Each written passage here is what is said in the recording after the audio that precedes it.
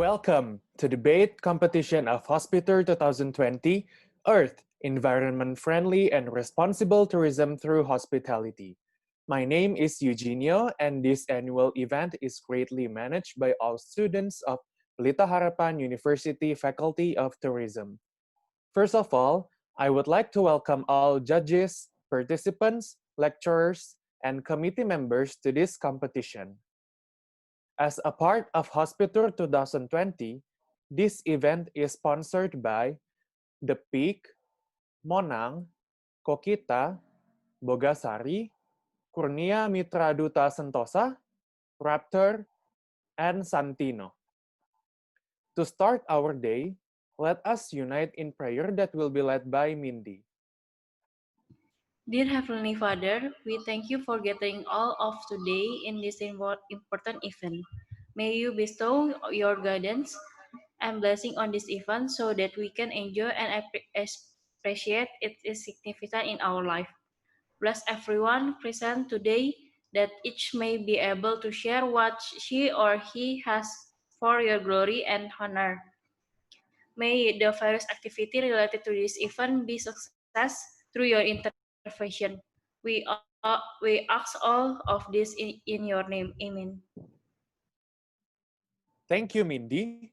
Next, we would like to invite Ma'am Juliana as the supervisor of debate competition to give an opening speech. Thank you. Selamat pagi dan salam sejahtera untuk kita semua yang kami hormati Dekan Fakultas Pariwisata Ibu Dina Mutiara Lemi, Ketua Program Studi Hospitality Management Ibu Hamelda Paramaeswari, Ketua Program Studi Travel Industry Management Ibu Justisia Kristiana dan Dewan Juri yang kami hormati Ibu Dea dan Pak Elvan, beserta seluruh panitia yang terlibat dalam kompetisi debate online ini. Kompetisi debate ini merupakan serangkaian kegiatan Hospitour yang merupakan annual event Fakultas Pariwisata. Yang kami banggakan para peserta kompetisi debate online yang sudah melakukan persiapan hingga akhirnya ikut berpartisipasi dalam kompetisi ini. Pertama-tama, marilah kita panjatkan puji syukur kepada Tuhan Yang Maha Esa dan seluruh pihak yang telah memberikan dukungan sehingga kompetisi debate online ini dapat dilaksanakan pada hari ini. Kami mengucapkan selamat datang di kompetisi debate online ini. Semoga kompetisi ini dapat berjalan dengan lancar dari awal hingga selesai dan dapat memberikan manfaat bagi seluruh peserta dan hadirin semuanya. Akhir kata, kami sebagai panitia memohon maaf apabila terdapat kekurangan dalam pelaksanaan kompetisi debate online ini. Sekian dan terima kasih. Thank you, Ma'am Juliana, for the opening speech. Now, let us introduce our judges for today's competition. First, Mrs. Dea Prasetyawati Wibowo applied Bachelor of Tourism and Master of Management as Dean of the Faculty of Tourismpreneur at Podomoro University. Second, Mr. Alvin Prawira applied Bachelor of Tourism as the owner representative of PT Indonesian Paradise Property. Thank you, Miss.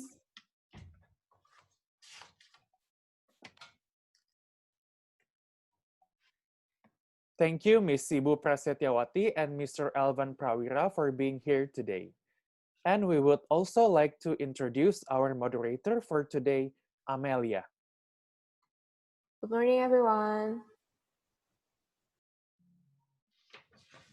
Well then, allow us to remind all of you the rules and regulation of this speech competition. First, all candidates are expected to use an appropriate English language.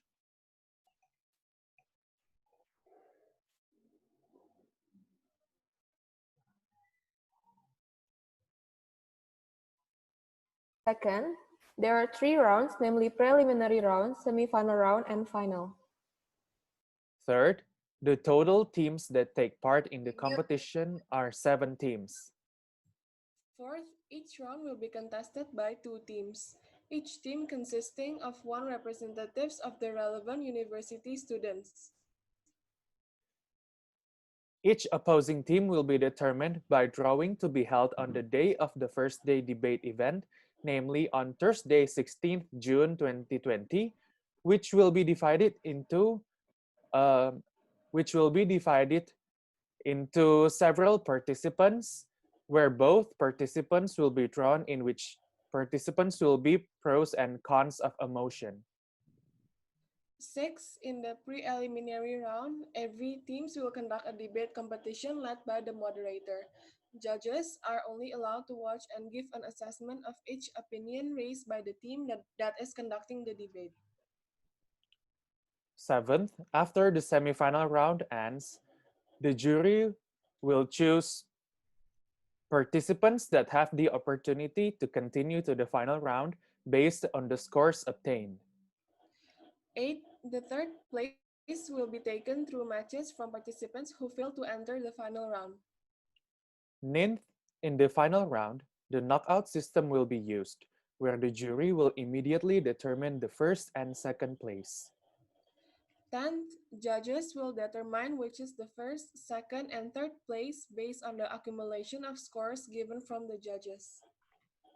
11th, each participant has the right to refuse or accept the rebuttal provided by the opposing team.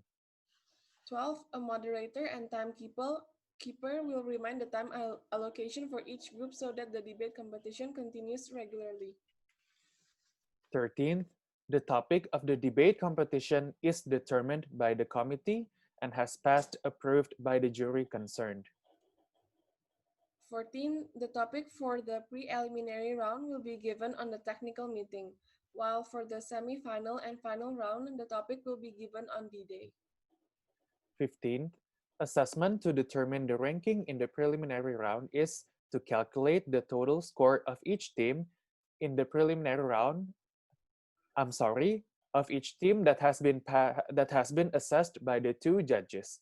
The teams who achieved the highest score in the preliminary round will continue to the semifinal round, and of the teams who have obtained the highest score will enter the final round to determine the first, second, and third winner. 16. The judge's decision will be final. 17th, the time limit on this competition. There are 2 parts in each competition batch, which are the opening argument for 8 minutes and the closing argument for 5 minutes. Estimated total time for each batch will be 15 minutes. And there will be a 30-minute break from the semifinal round to the final round. Here are the grading criteria. Matter 27 until 29, the content of the debate including argumentation, examples, logic, clash, and reasoning. Manner 27 until 29, how the debater presented the speech, the verbal and nonverbal communication that made the speech effective or not effective. Strategy 13 until 15, use of the style, points of information, structure of speeches including time, strategy placements of clash and arguments. Now, without further ado, let us begin the preliminary round, starting from participant Jacqueline and Iwayan Bagus. Now we will begin with the arguments from Jacqueline. You have time 2 minutes to your argument. Start from now. Ladies and gentlemen, with the piling cancellations of hotel, restaurant, business, and also any type of tourism sector you can name off, we think that there's no need for even stronger evidence to show you how devastating our cities actually is because of coronavirus. But firstly, let me show you some facts. Since on February alone, when coronavirus has just hit Indonesia, tourist arrival has actually slumped 88.64% in Indonesia. And the number is just going to continue to go even worse since then. Why? Because we think that firstly, we have to really understand the human's behavior. Excuse me? Is it only me or the connection is interrupted? Sorry. Okay. I'm very sorry about that. So should I continue? Yes, please. You have 1 minute left. Okay.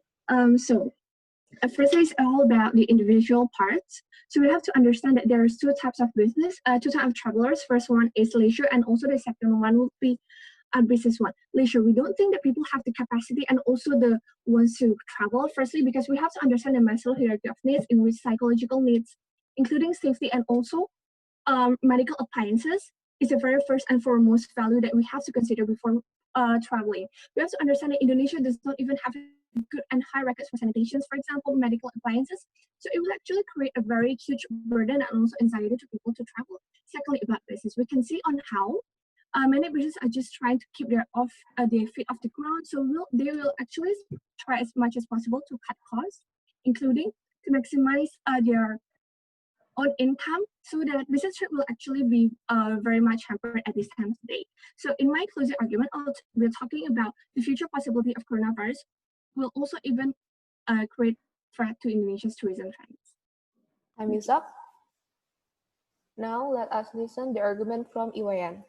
Please, Iwayan. You have 2 minutes from now. Okay, all right, thank you. It will be a very short argument actually. And the opening statement from me is actually we are going to discuss about the effect of coronavirus in the large scale. And also we want to also see what is coronavirus based on the previous pandemic that we had, for example, that 2009 swine flu, and also based on the fact that we had already in 1920, which is the 1918 pandemic, which is last for 2 years, and how the impact that have to the economic and also a direct impact for the tourism industry, and how we recover to that point. And also we'll be discussing about the possibilities of the future of tourism after the pandemic and new trends that are being introduced and so on.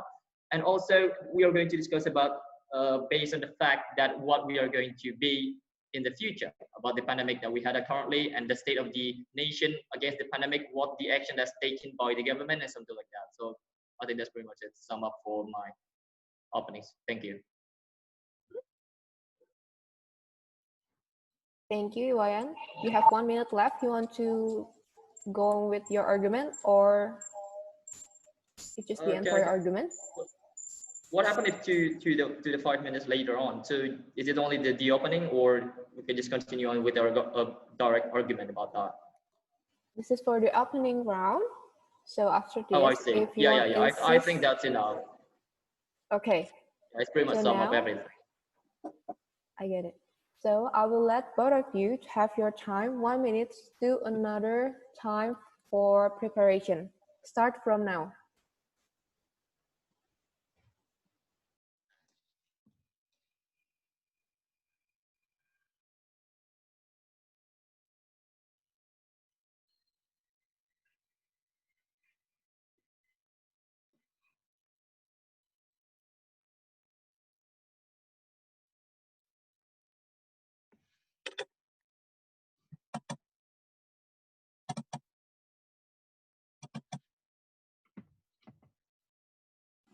Thirty seconds left.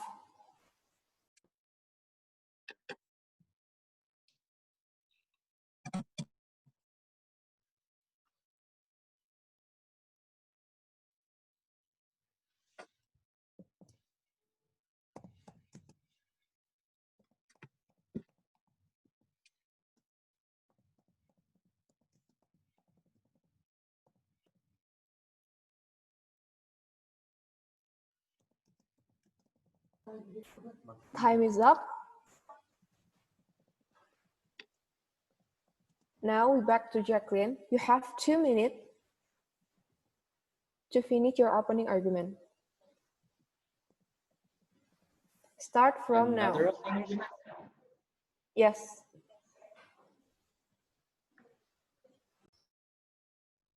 Ladies and gentlemen, so there are several rebuttals that I would like to send to the opposition side of the House. Firstly, I really do sadly regret on how they're not giving us a solid reason on why coronavirus does not even possess a serious threat to Indonesia's tourism trend. But responding to their cases where they see the possibility on the future, we think that we have to make an assumption beforehand. We think that the argument that the opposition side of the House may really take to bring in the closing argument might be over tourism and also sustainable life of hospitality. But I, as the government side of the House, will really show you on how this kind of thing will not even happen in the very first place. Firstly, if we're talking about over tourism, we think that Indonesia has not even gone to that reach yet. There's a lot of goals that Indonesia has to achieve to actually reach the desired amount of tourists that is arriving in Indonesia. Secondly, if it is about sustainable environment where people will actually take time to reflect and also preserve the environment in a ways that people will slow down and also will not fly as much as possible and will really affect. We think that they will not also happen in our case, because we have to understand that Indonesia with its own demographic society where people have middle to lower income capacity is actually a major populations in Indonesia. Secondly, with middle and lower level of education in Indonesia, we have to understand that we do not even have the capacity to think of it in that much of level yet, because and the coronavirus alone, maybe it will just last a few months, but that kind of moment will not be able to change a huge and coordinated changes of human behavior. Okay, moving on to my argument. So continuing, so I've just in the opening argument, I've told you about individual. So I'll further emphasize about mice. For example, in this kind of coronavirus, many events have also been cancelled. For example, mice we know is a huge source for our tourism income, but it has hugely impacted because no one is going to travel anyway due to safety reasons. And also, even if the safety reason is not an issue, but there will also be travel bans from several countries. Thank you. Now, we let Iwayan to take the argument from Jacqueline. Do you have any counter-argument, Iwayan? You have 2 minutes.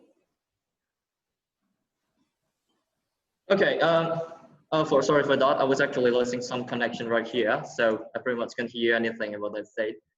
But based on my argument about the coronavirus that we had right now, based on the fact that in the last past we also have the almost identical pandemic, we would say. So the coronavirus spread, of course, if we simply see from the trend right now, is a very short trend. Of course, it's going to be a deliberately fact that is, of course, being a trend. However, if we take a deep look at the chart, which is provided by the statistic-based Indonesian agency, which is actually we can see from starting from the 2004 timeframe into the 2020 January, before the coronavirus even hit and become booming in Indonesia, it shows that there's actually a stagnant increase in the number of three assets. With the first one is going to be or three categories. So the first one is going to be tourism visit, and or the second one is tourism occupancy in the hotels, both in the star-rated hotels, for example, like 3 stars up to 5 stars, and also non-star hotel, for example, like a vacancy for those who are backpackers. It shows us constant increase in from the year of 2004 up to the point of the 2020 January 2020. And also, based on the past pandemic, it is very interesting if you take a look at the chart. If you can see, 2008 and 2009, we had a very severe economic crisis, and also the swine pandemic in 2009 from Mexico. We're actually able to recover from that. So I highly suggest that this is going to be almost the same. It is the trend is going to be continue up to the uptrend, but this is going to be a little downtrend in the uptrend. So after this is going to be catapult of or the catalyst for the uptrend coming on. So something like that. Thank you. Thank you, Iwan, for your argument. Now I will let Jacqueline to have the closing argument for 2 minutes. We will start from now. All right, so responding to Iwan case, we think that there's even, we are not debating about whether the progress of the coronavirus, but we are debating whether coronavirus is actually presenting a serious threat to Indonesia's tourism government and to Indonesia's tourism trend, for example. So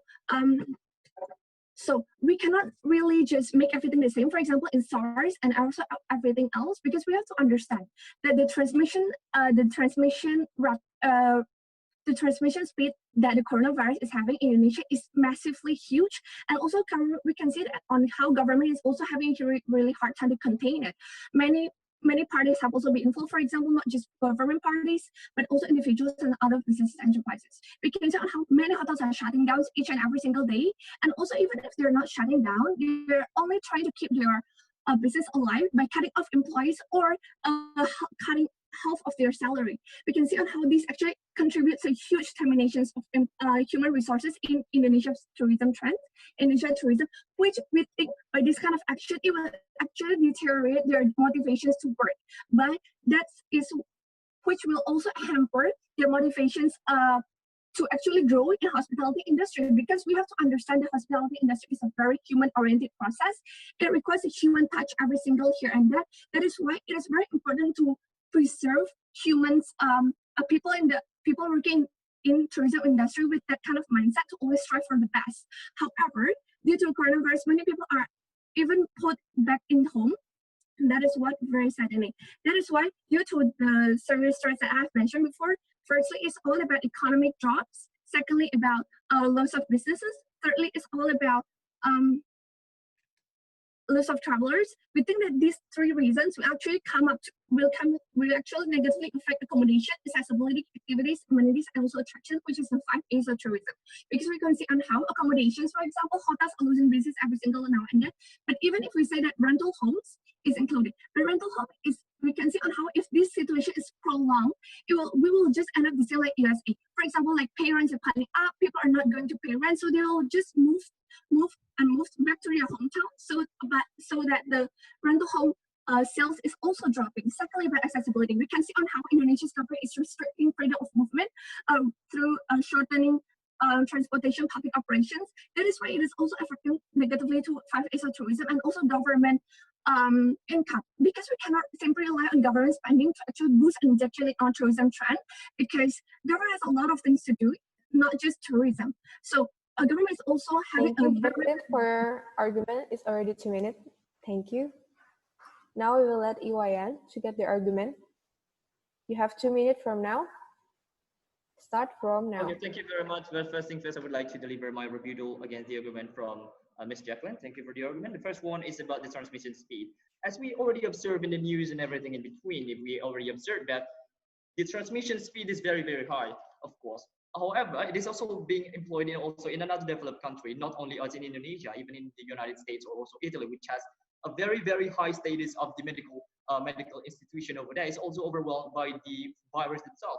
So it's not about the country where we live, but it's basically the virus itself that is being very, very high, very, very contagious, which is actually more, the R0 of the virus is actually more than 2, which is the seasonal flu is 1.5.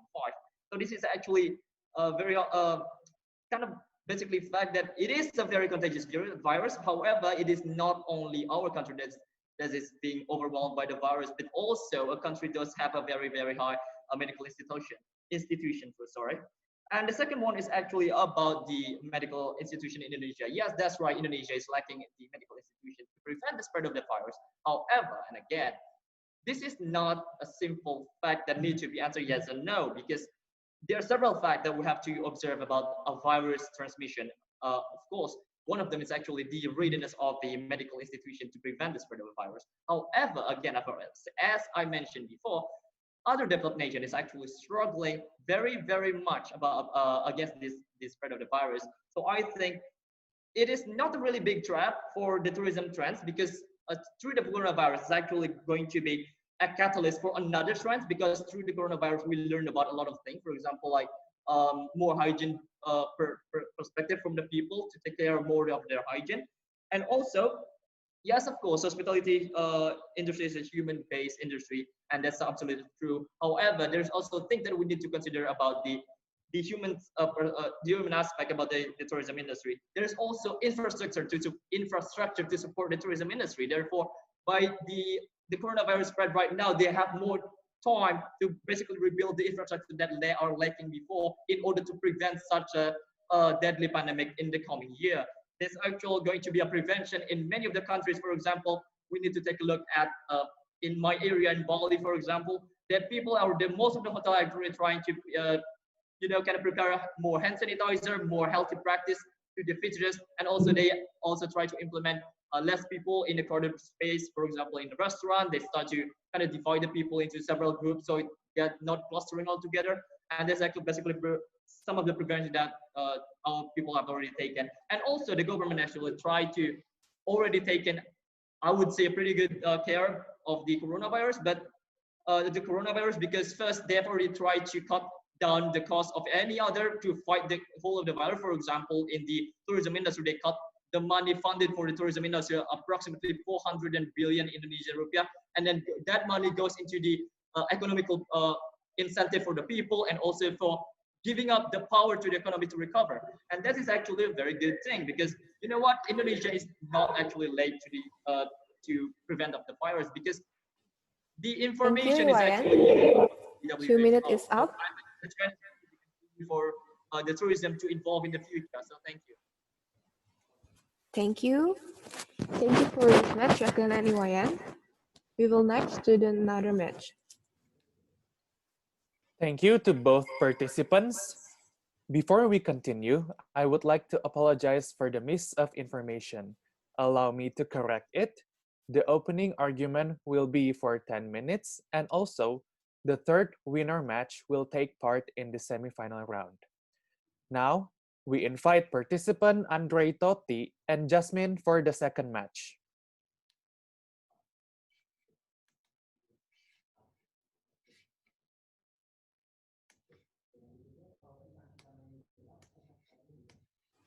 Andre Totti? Jasmine? Yes. Now, we will let both of you have 2 minutes to make your preparation for your argument. 2 minutes start from now. Excuse me, may I go to the bathroom, please? Sure. Like, can I shut? But you will shut get down your the- time.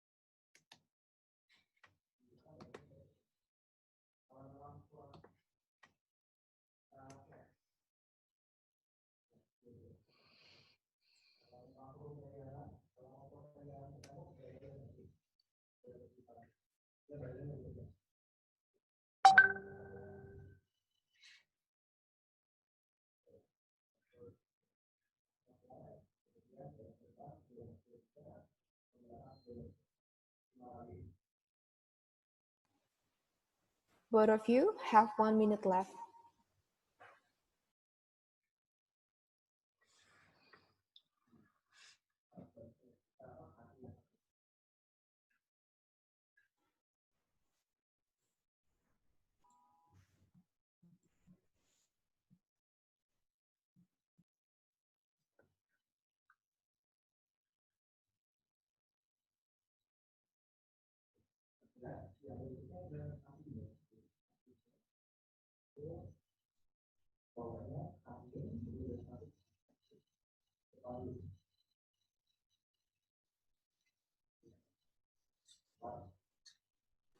Fifty seconds left.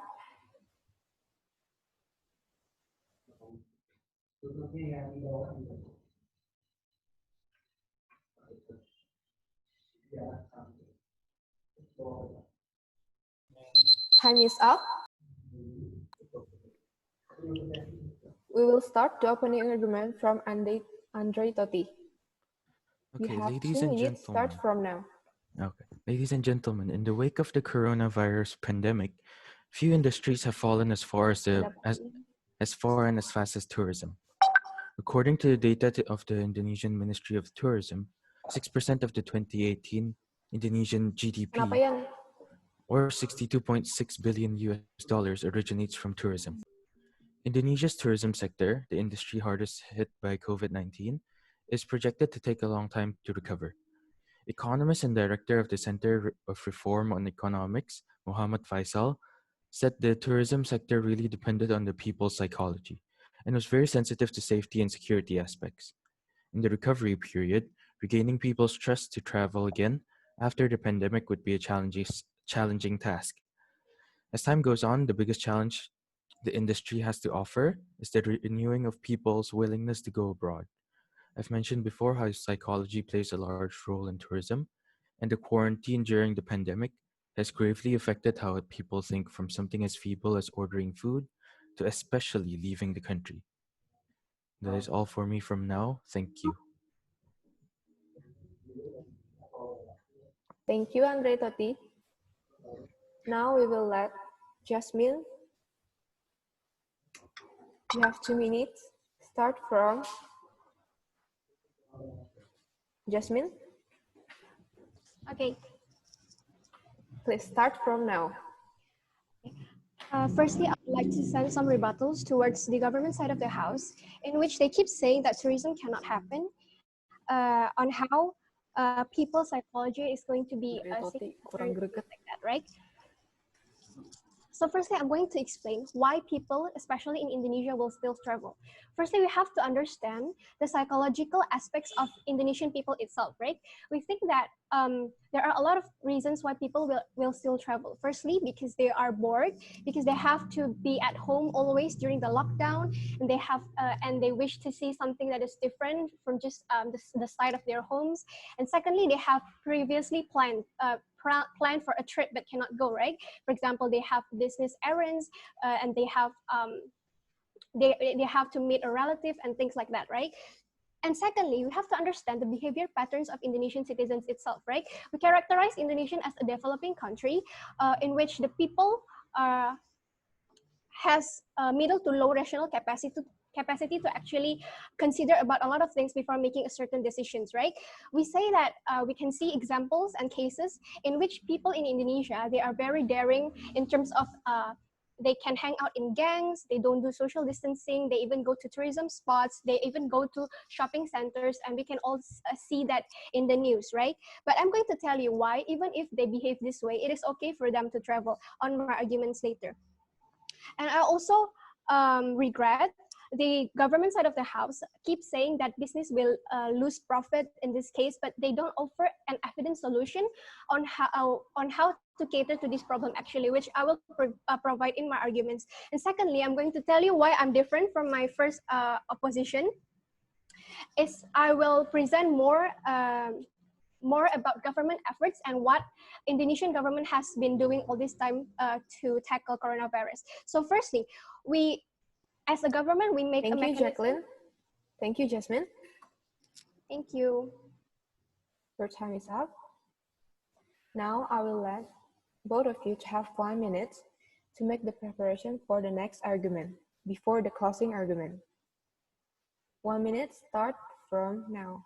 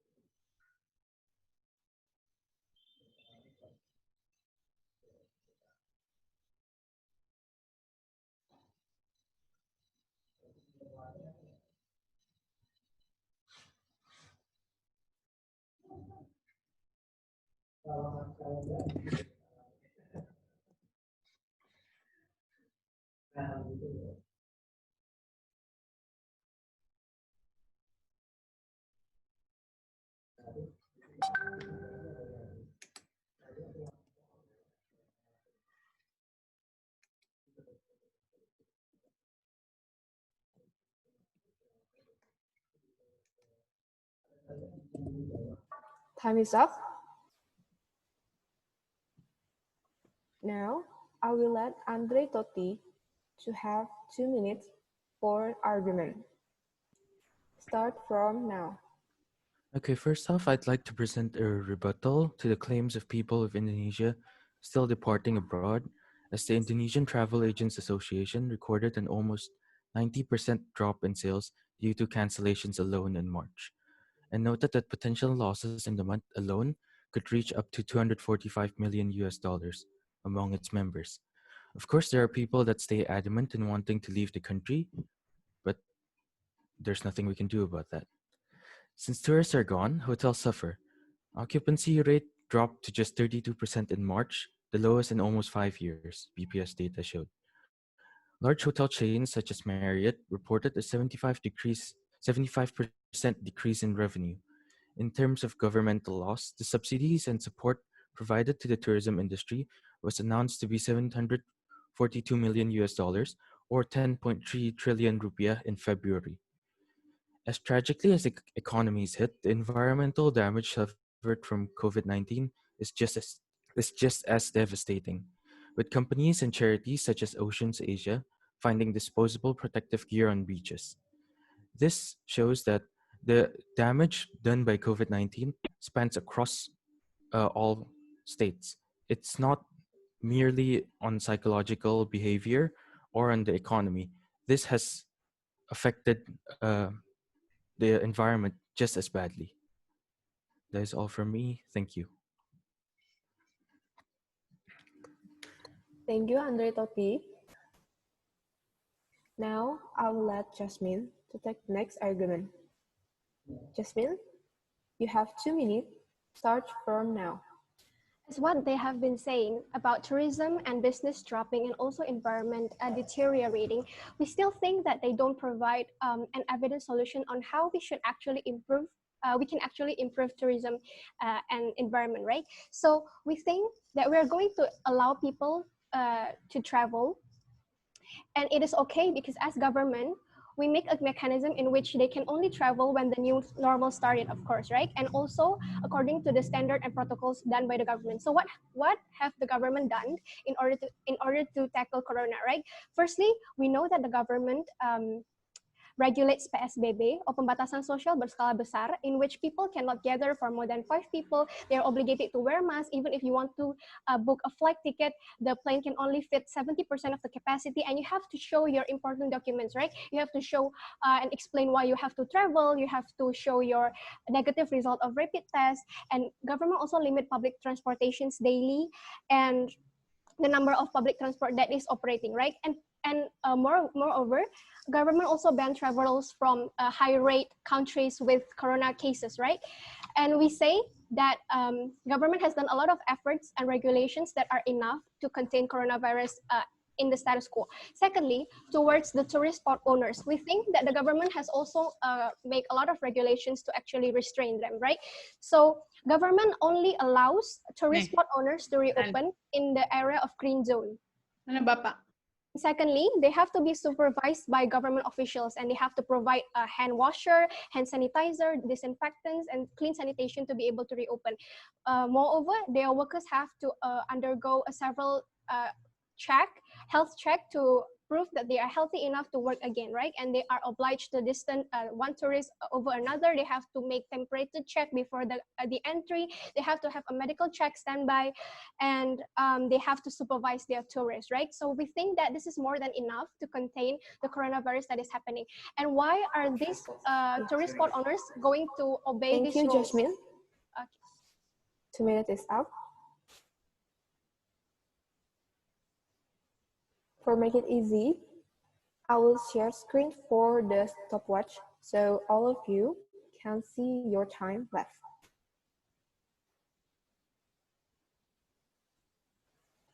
Now, I will back to Andre Totti for the closing argument. You have 2 minutes for your closing argument. Starting now.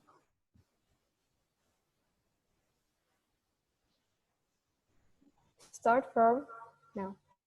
Okay. Although it is true that the necessary precautions have been acknowledged by the government, it doesn't stop the fact that some people will fake their symptoms, fake their well-being to go abroad. And eventually, that would cause the despair of this situation to get even worse. The inevitably upcoming economic recession predicted by the International Monetary Fund would be much worse than that of the 2008 and 2009 financial crisis. The tourism industry is much more prone to this, as it is the single industry that has been most strongly affected by the COVID-19 situation and will thus take the longest and most strenuous journey to recover. Furthermore, much comparable to its devastating impact on the Indonesian tourism economy, the ecological effect of the quarantine is horrendous. Masks and latex gloves, bought and used abundantly during this period, are often improperly discarded and strewn about important ecological sites around the shore. Operation Mer Proper, from French, known as the Clean Sea Operation, is a non-profit organization that has reported its findings in the French coastal regions that numerous personal protective equipment, or PPEs, have been found on the ocean bed and the waterways leading to them. As Indonesia is a primarily natural tourism hotspot, it is going to suffer a lot from this new form of trash. The new normal procedure implemented will last a longer time than the lockdown and will drive up demand for plastic disposable products. That is all for my closing argument. Thank you. Thank you, Tati. Now we will let Jasmine to have the closing argument for 2 minutes. Start from now.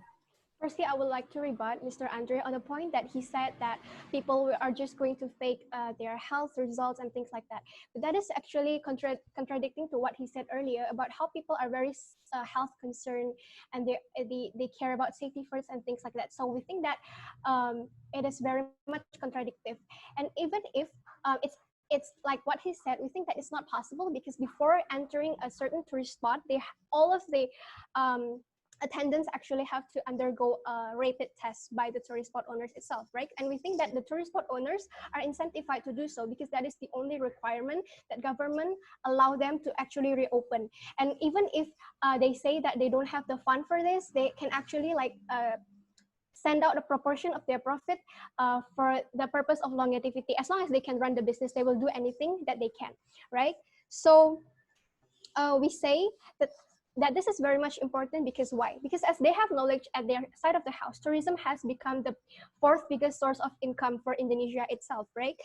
And as coronavirus happened, we know that our economy has dropped very significantly. So we want to, as the government, we want to try to restore the economic by using the tourism aspect, right? And we believe that this will bring sustainability towards the country itself. And I can give you an example of Bali, for example. All of the governments, locals, and also governors, they're actually working together to upgrade the facilities and resources of tourist spots because they plan to reopen very soon during the new normal. We think that this is possible because they are actually deemed green zone by the government. They have index of corona lower than 1, and they are doing their very best to regulate all of the standard protocols that are needed to fight corona. So we think that this is a very good idea, and Bali should be a very good example in tackling corona. Thank you. Thank you, Jasmine. Thank you for Andre, Tati, and Jasmine for your argument. Now we will next to the next match. Thank you to both participants. Let us continue with participant Muhammad Zadek and Ryan Valencio for the last preliminary round. Muhammad Zadek and Ryan Valencio, are you ready? We will let you to have 2 minutes for your preparation for the argument. Yes, 2 minutes start from now.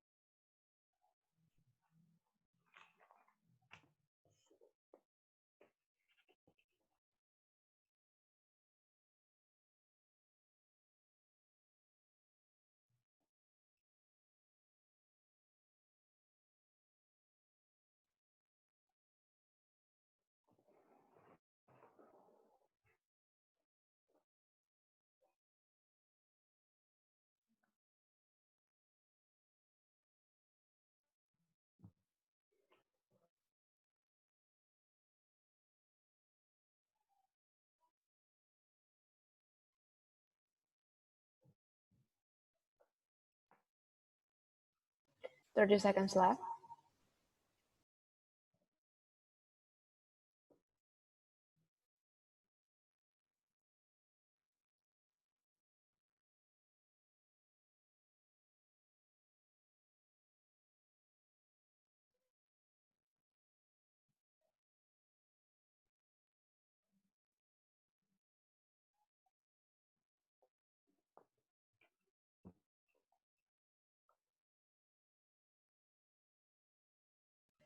Time is up.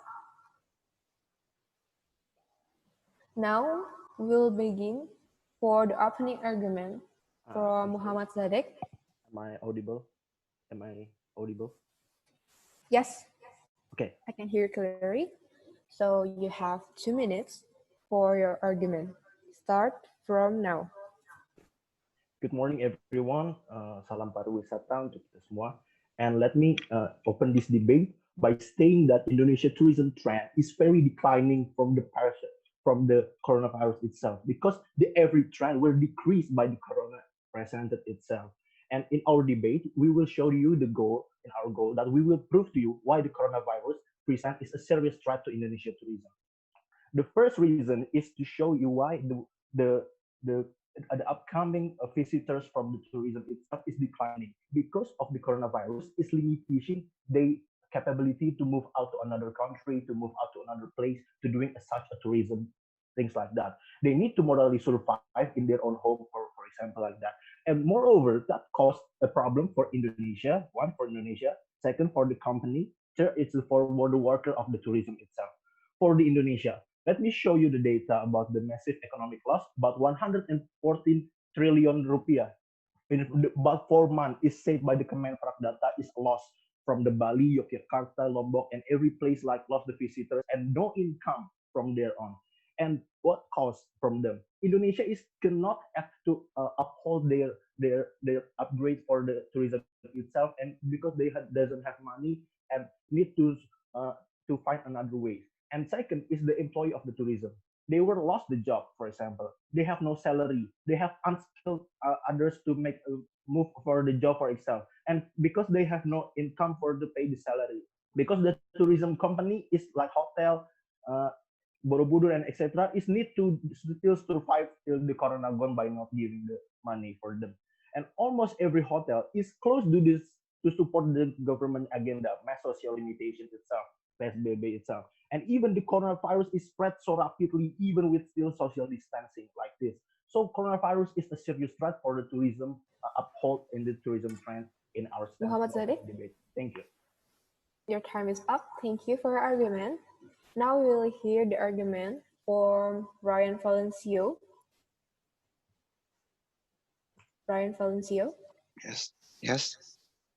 you have 2 minutes. Start from now. Respected jury, fellow mates, and to all honorable guests, a very good morning to everyone. My name is Ryan Valencio from Universitas Multimedia Nusantara, and I'm the speaker of the opposition team in the motion of this House, believe that the coronavirus presents a serious threat to Indonesia tourism trend. First of all, I would like to rebuttal about the government argument. The government argument said that most hotel is closed during this pandemic event in Indonesia. However, according to the CIC data, there are around 3.3 million hotels in Indonesia alone, and according to it, it is only around 1,024 hotels is closed, which is only about less than 0.001% of all hotels in Indonesia. Now, proceed to my argument. I believe that the coronavirus doesn't bring threat to Indonesia tourism trend. With the undergoing of the lockdown, there are still so many people and domestic tourists who are still traveling to destination spots. As a matter of fact, in June 1st, 2020, there were so many tourists gathered on Bukit Anas Bandawasa Bogor to camp and socialize with each other. There are also many other destinations such as Ciletuh Geopark at Sukabumi, where it is still so crowded by tourists during this pandemic event. Also mentioning, there's a destination spot called Heha Skyline in Jogja. It is a destination spot which is closed right now. However, every local and tourist is complaining and beg for the authority to open the spot for them to enjoy during the pandemic. That's all for my argument. Thank you. Thank you, Ryan Valencio. Now we will let both of you to have 1 minute for preparation for another argument before the closing argument. Okay. 1 minute start from now.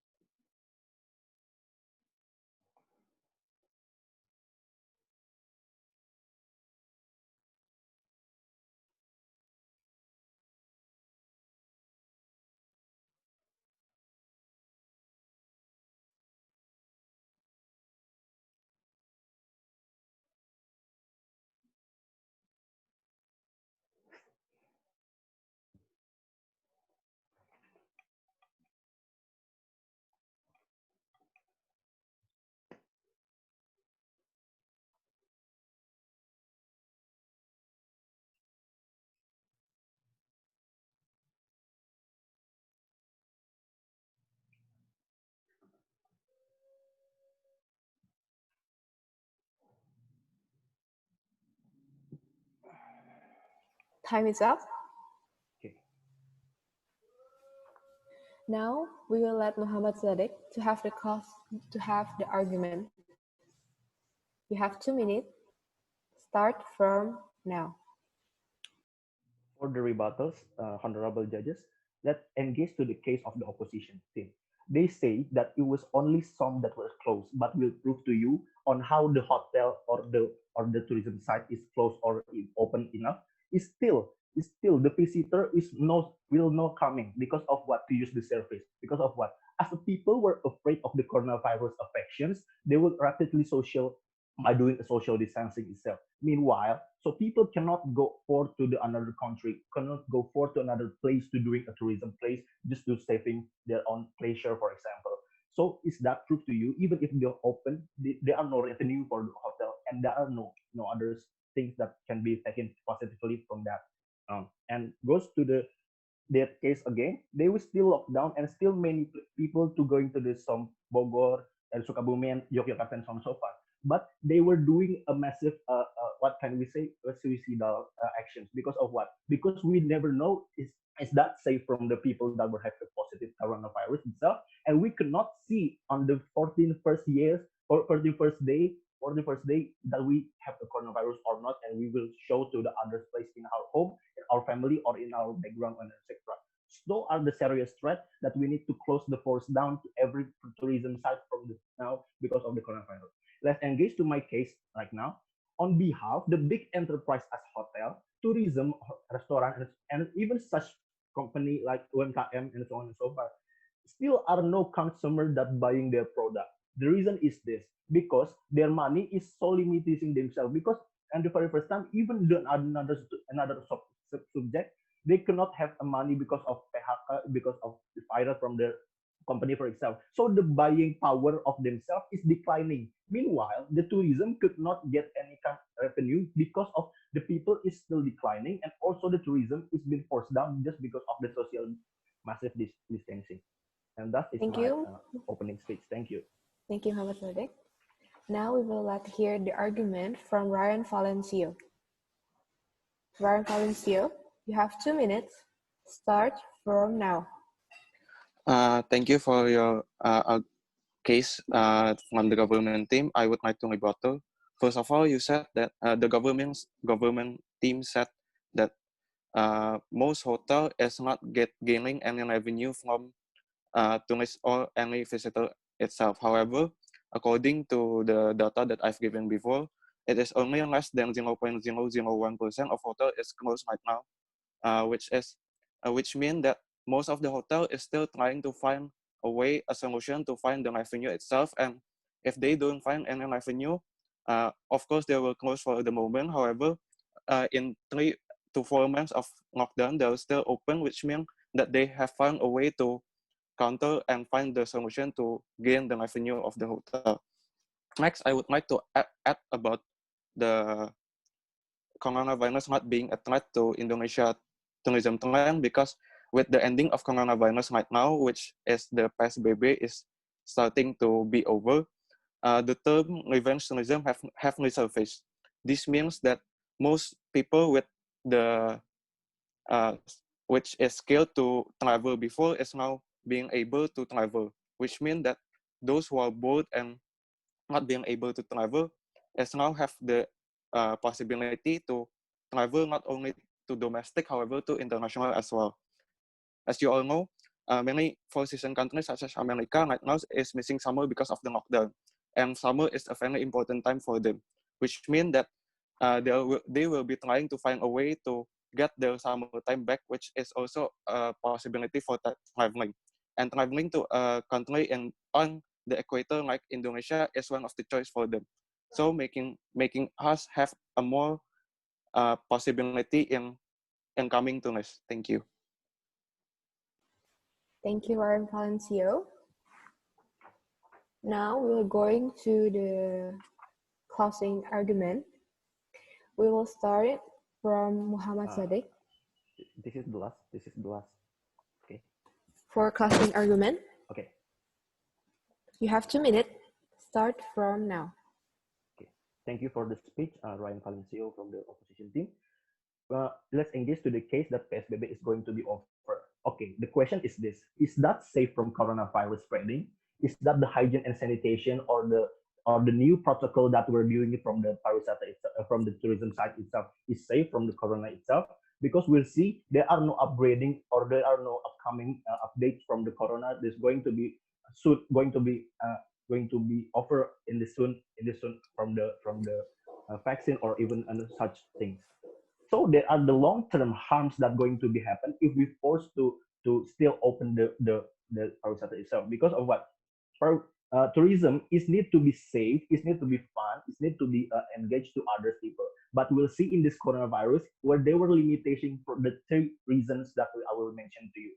And let's show about and how the tourism habit is going to be changed. Because the tourism habit, the people is expected the high standard hygiene and sanitation. Moreover, here in Indonesia, there are so many hard ways to improve in the terms of these things. Because of what? There are not have a same capital gap from the economic from the tourism itself. They have a facility to give to upgrade their kind of things to make a people is comfortable to them. There were limitations, and meanwhile the coronavirus is still existence. So the best case is to still close the tourism itself, and we'll think about others ways to uphold and still giving any kind of alternative job to the tourism sector people that were not having a skill from any kind of tourism, or even to doing the online tourism itself, that we can have an online message, for example, online, and still with the high sanitization protocol. So we'll see in our debate, we will prove to you on how the coronavirus is declining the Indonesia tourism trend from Indonesia, from company, from workers, and also from the visitors that were coming from the tourism side. And thank you for the debate. Thank you. Thank you, Muhammad Sadiq, for your closing argument. Now we will hear the closing argument from the Varian Valencio. Varian Valencio, you have the closing argument for 2 minutes. Start from now. First of all, I would like to say sorry because I have a connection issue and I couldn't hear most of the speech that the government team have debated. So in the closing argument, so I would like to give the closing argument for myself without any rebuttal. So with the coronavirus being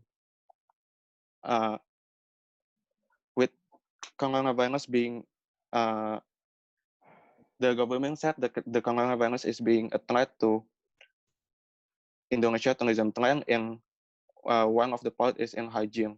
However, with most of the data that I've given before, an example for especially about those who are still gathering in the lockdown, within the lockdown, the data said that the increasing of people who are getting coronavirus is still the same throughout the pandemic, with no extra increase between those who are trying to find leisure travel and also business travel.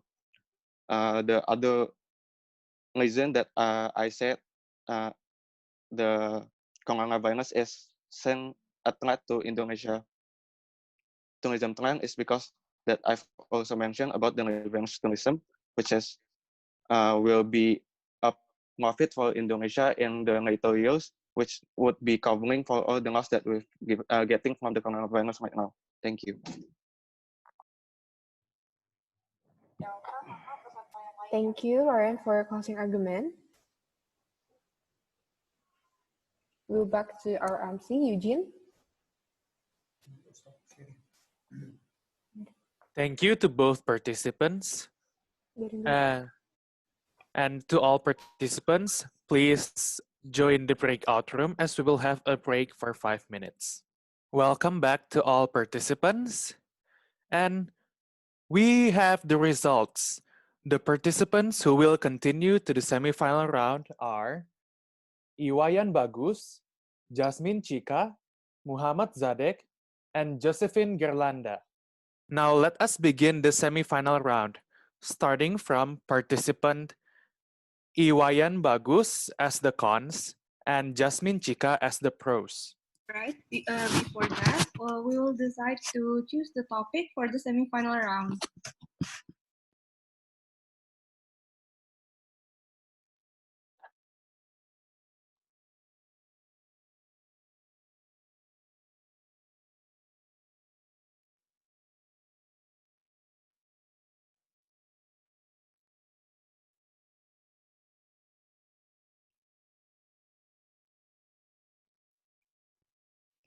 So the topic chosen is number 16. Please wait for a moment.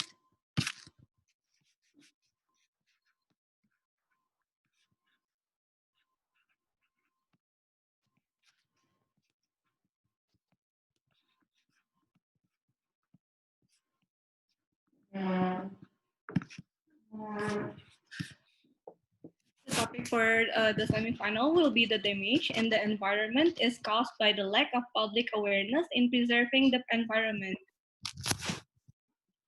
Excuse me, I would like to ask a question.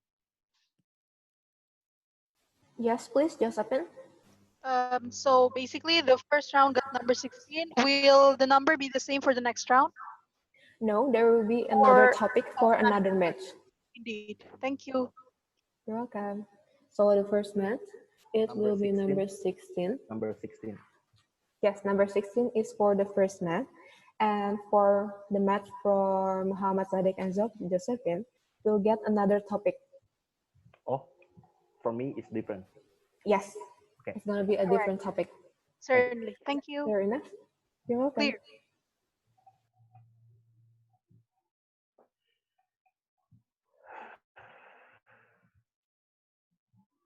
Now let me repeat you for the topic number 16. The damage in the environment is caused by the lack of public awareness in preserving the environment.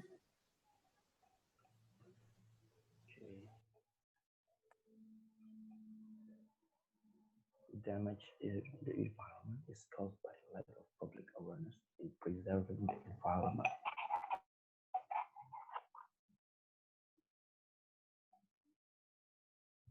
What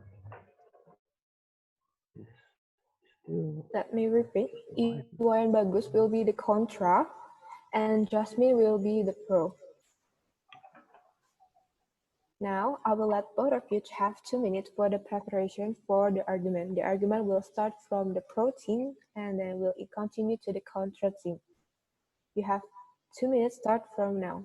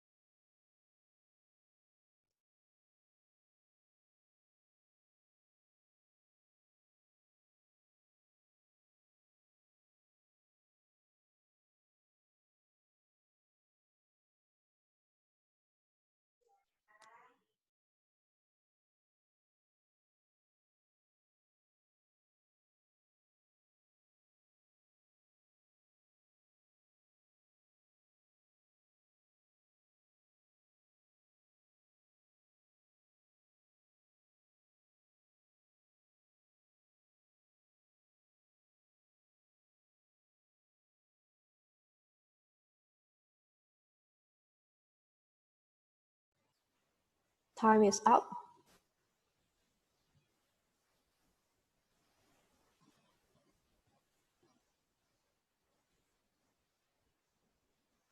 Now, let us start the opening argument for 2 minutes.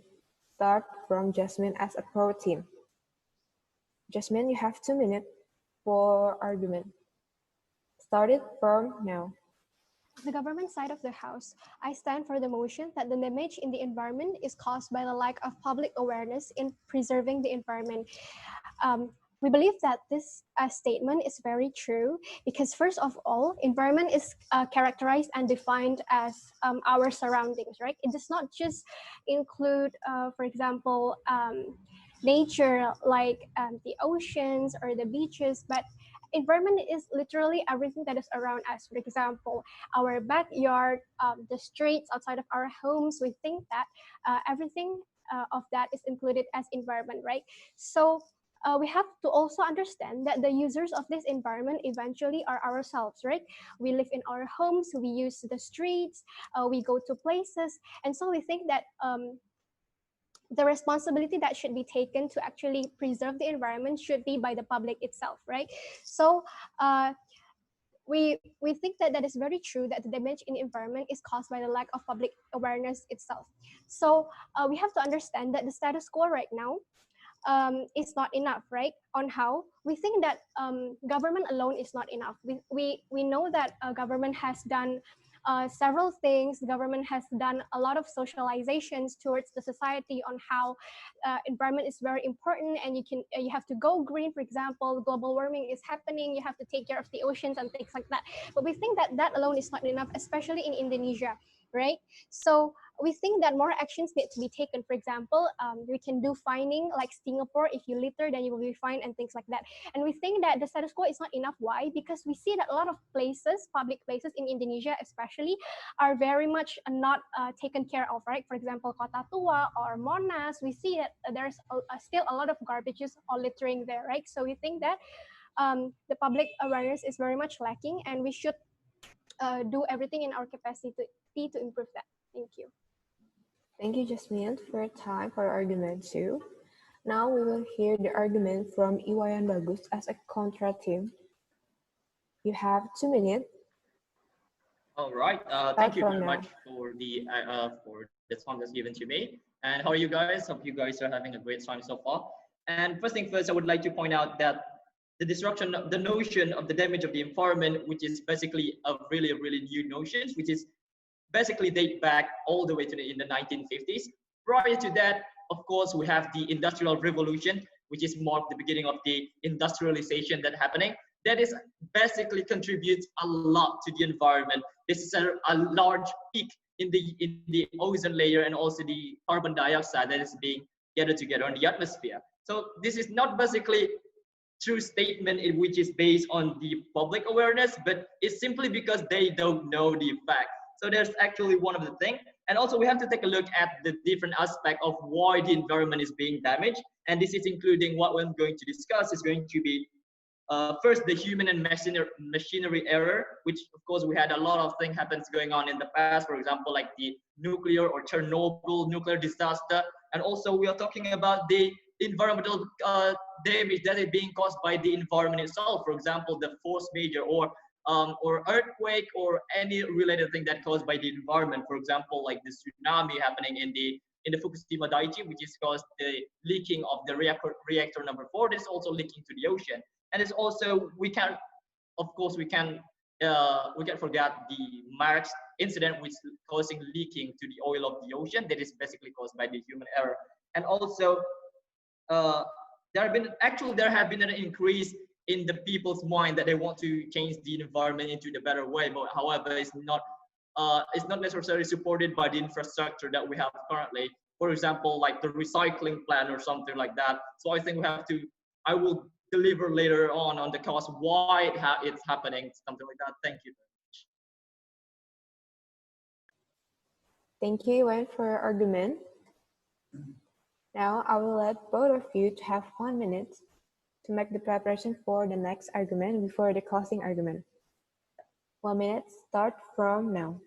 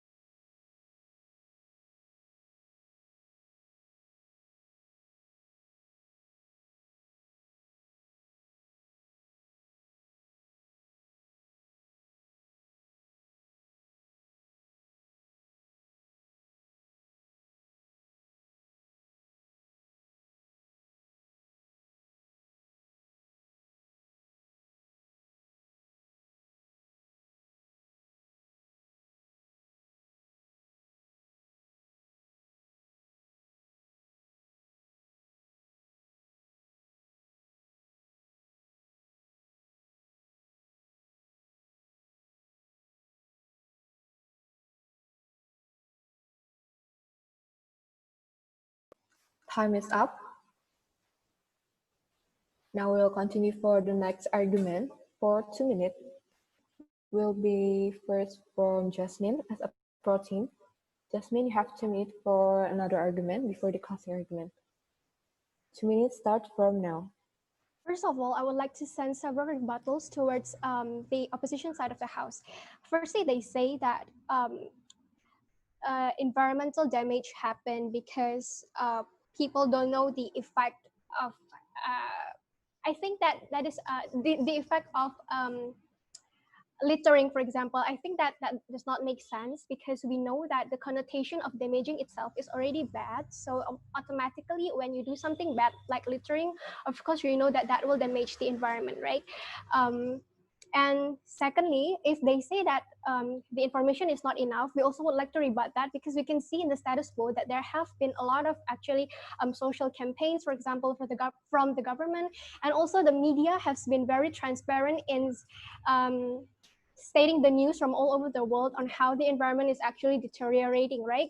On how not just in Indonesia but around the world, the ice are melting, for example, and we think that we can see that very clearly, and especially air pollution in Indonesia. We think that we don't just see that in media, but we also feel that in our daily lives, right? But still, people are not acting up to actually stop their damage towards this environment. And secondly, they talk about natural disasters. We think that that is inevitable to happen because that is not controlled by human, that is controlled by God.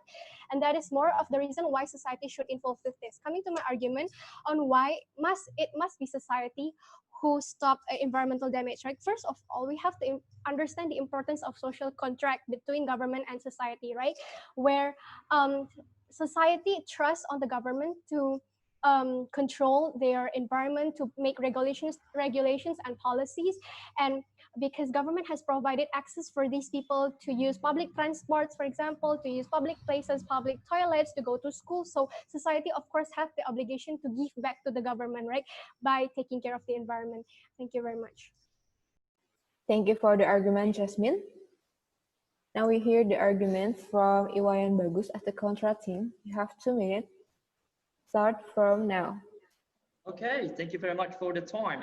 Well, actually, I would like to deliver several rebuttal for the argument that's delivered by the pro teams. The first one is they're rebutting about my opinion about the people simply don't know. Okay, let's take a look. This is actually going to be a strong connection between the advance of the technology that we have to deliver information and also that mindset of the people because they simply don't know. Okay, the notion, as I mentioned before, the damage in the environment is actually a new notion. Now let's take a look back a little bit to the year of the 18th century, where the Industrial Revolution just started. Back then, the availability of information is very, very lacking. It's not as advanced as today. So people simply don't know about the existence of what they did or the cause of their action because they simply don't know. They don't know about that. And also, the ice are melting. Of course, this is happening. But of course, when we date back from the beginning, where those actions already done, they simply don't know. And also, this is being done because of lack of infrastructure. As I say, infrastructure to support the more reach of the information to the people. As now, of course, if you compare it now, which is the damage that's being done in the people in the past or being recently done, it is not comparable because those happened in the past is actually greater than us in today's world. In today's world, we are trying to save a lot of our environment. However, it's not enough because all things that we did in the past, because of course they simply don't know. And also it's lack of media attention back then. Of course, they don't have media access as fast as today's world.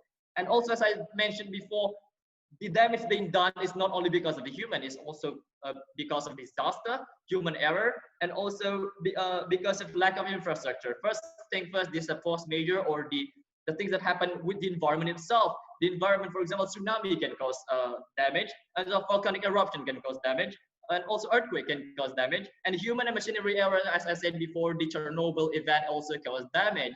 So it's not only because of the human awareness itself. It's Thank also you, Iwayan. everything. Thank you. Thank you. Your 2 minutes is up.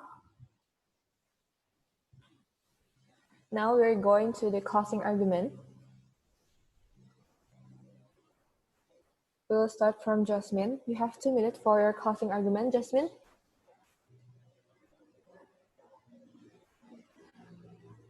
Jasmine?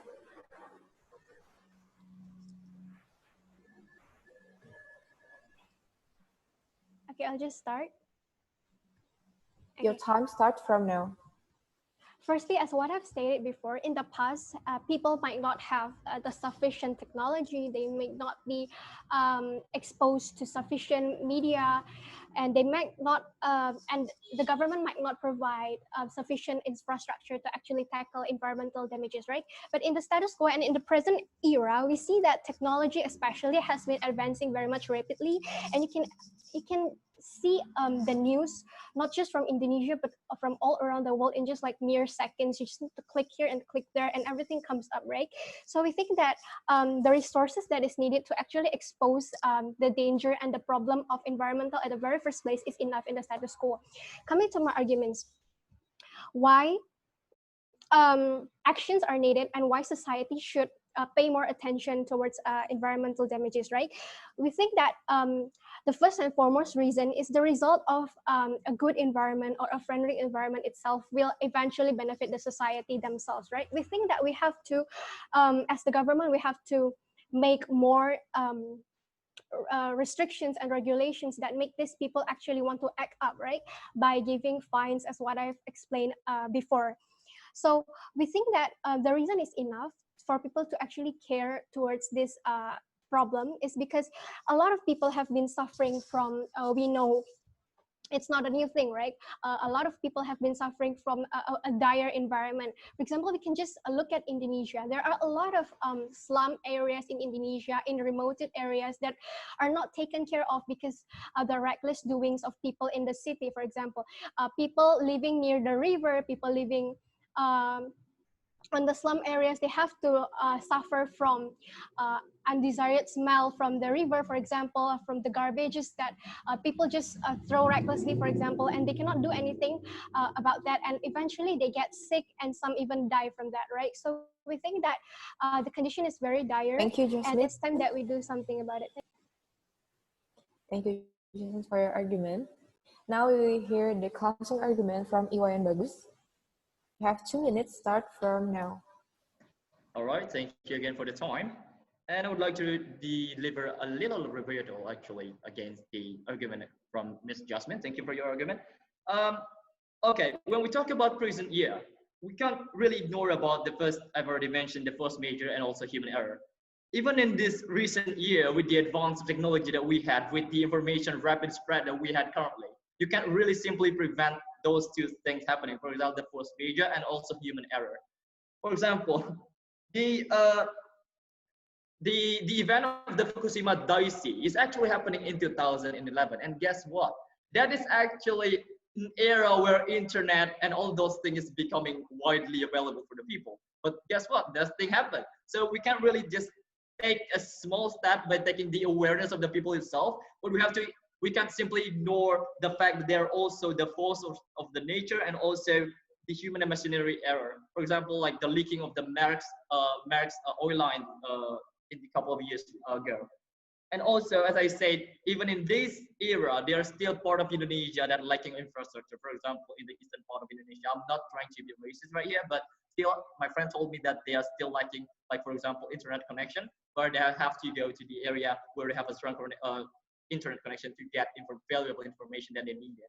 So, and also, as I said, the human itself is not really part of it. Of course, it's really part of the surrounding of the environment, but it's not the only cause of the thing that we are having right now. So that's why I stand strongly with my opinion that the damage is caused by the environment is not caused by the simply lack of public awareness against the future of the environment. Thank you. Thank you, Iwan, for your argument. Now we will next match. There will be Muhammad Zadek and Josephine Gailanda.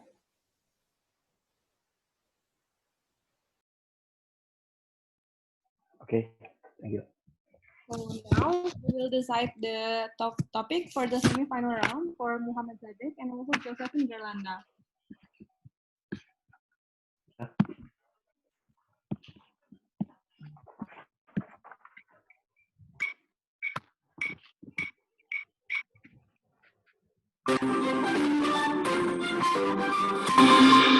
So the topic chosen is number 8. Please wait for a moment. Number 8.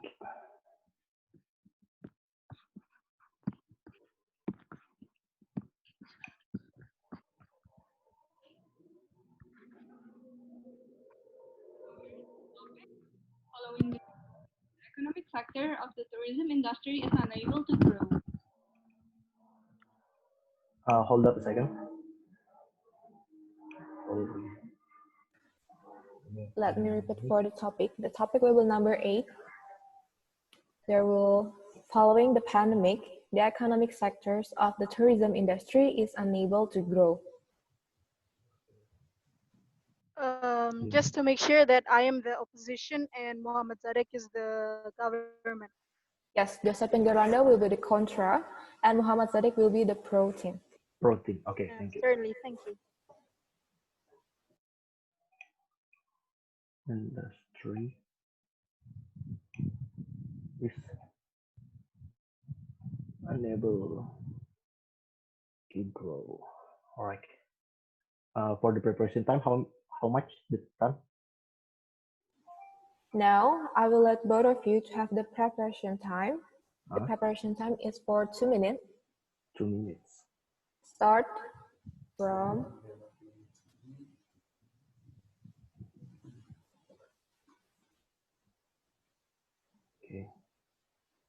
Start from now.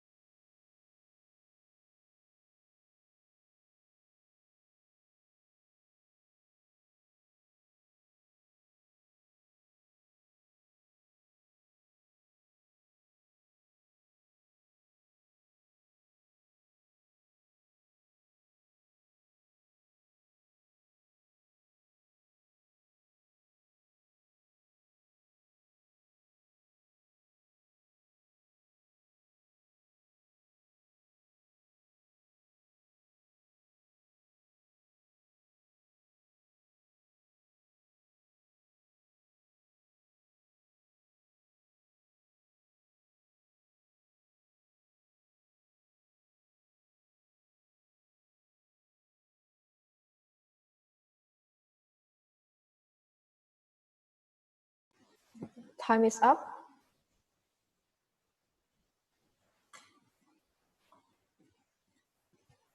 Now, we'll begin the opening argument for 2 minutes. Start from Muhammad Zadek. Okay. You have time 2 minutes Am for your am I opening audible? argument. Am I Yes. audible? Okay. Start from now. Okay. Good morning everyone and salam damai buat kita semua. Salam pariwisata. Okay. For this time, we will show you on the following the pandemic, the economic sector of tourism industry is unable to grow. We will prove to you why. First, we're going to be unable because the tourism sector is needed three respects. First is the visitors. Second is the supplier of the tourism from the tourism producer such as hotels, such as tourism side and so on and so far. And also the third is the in Indonesia or even the capital that were fully funding the tourism side for its beginning. But we'll see in the mass global spread of COVID coronavirus, everything there were three were limitation because of what we need to prevent another new coronavirus just because people move out another place to another place by because of the the, the tourism itself. And that means there are no money for the tourism side to make a move for the upgrade or grow the capital basis because there are no people that were going to have a revenue for the company itself. And we believe that the many ways from the tourism sector is already been done, but still doesn't not enough to capture or to enable to grow because of what? First, the coronavirus is still exists and need to find as soon as possible the vaccine first, or even the preemptive actions to make a move to another new patients of coronavirus. That is the case that we need to fully funding on. The case of the healthiness, not the case of tourism first. Because of what? When people is already been healthiness, look at on how the tourism were growing. Tourism is already been massive, right? Without coronavirus, in every aspect of the world, people is still going to the another place. Look on how the Dubai, for example, back in the day, there are no people were coming, but look at now. Dubai is becoming the uphold tourism sector. So it proves to you the tourism will going to be exist if the coronavirus is been already been decreased or already been done gone again, and we'll see the profitability that will happen in the another argument. Thank you. Thank you, Muhammad Sadiq, for your opening argument. Now we will hear the opening argument from Josephine Gerlanda. Josephine Gerlanda, you have 2 minutes for your opening argument. Start from now. Good morning to all honorable judges, participants, and committees. In this beautiful opportunity, I would like to state my arguments and I would like to state my objection towards the government arguments. We're all in this world living and we're all focusing on SDG, which is Sustainable Development Goals conducted by United Nations, and in which, by coronavirus, it is stated that the economic of tourism is unable to grow, which I disagree because I think that we achieve some certain points in the SDGs, such as SDG UN number 2, zero hunger, in which F&B team and chefs worldwide are arranging free meals, and remembering remembering that all the F&B teams are gathering together, it is also increasing SDG number 17, which is partnership. So by this stated, I believe that we are not unable to grow right now, but we are indeed just stop for a while and we are going to come back for better because this time we can use for better evaluation to our tourism system. And also, we enhance our creativity, such as publicating the business and ways of promotion. So I disagree about what you said before that we are unable to grow because we just need more time right now. And remembering the fact that you before stated that we need vaccine, I'm actually very sorry about that, but we're not discussing about coronavirus vaccine. We're discussing about the growth of economic in this industry. Hence, I believe that by the given time, because of coronavirus, every capital of the tourism industry are able to think and to regain their energy back. And for that, they can build better industry in the upcoming future. Thank you. Thank you, Josephine Gerlanda, for your argument. Now we will let both of you to have 1 minute time for the preparation. It starts from now.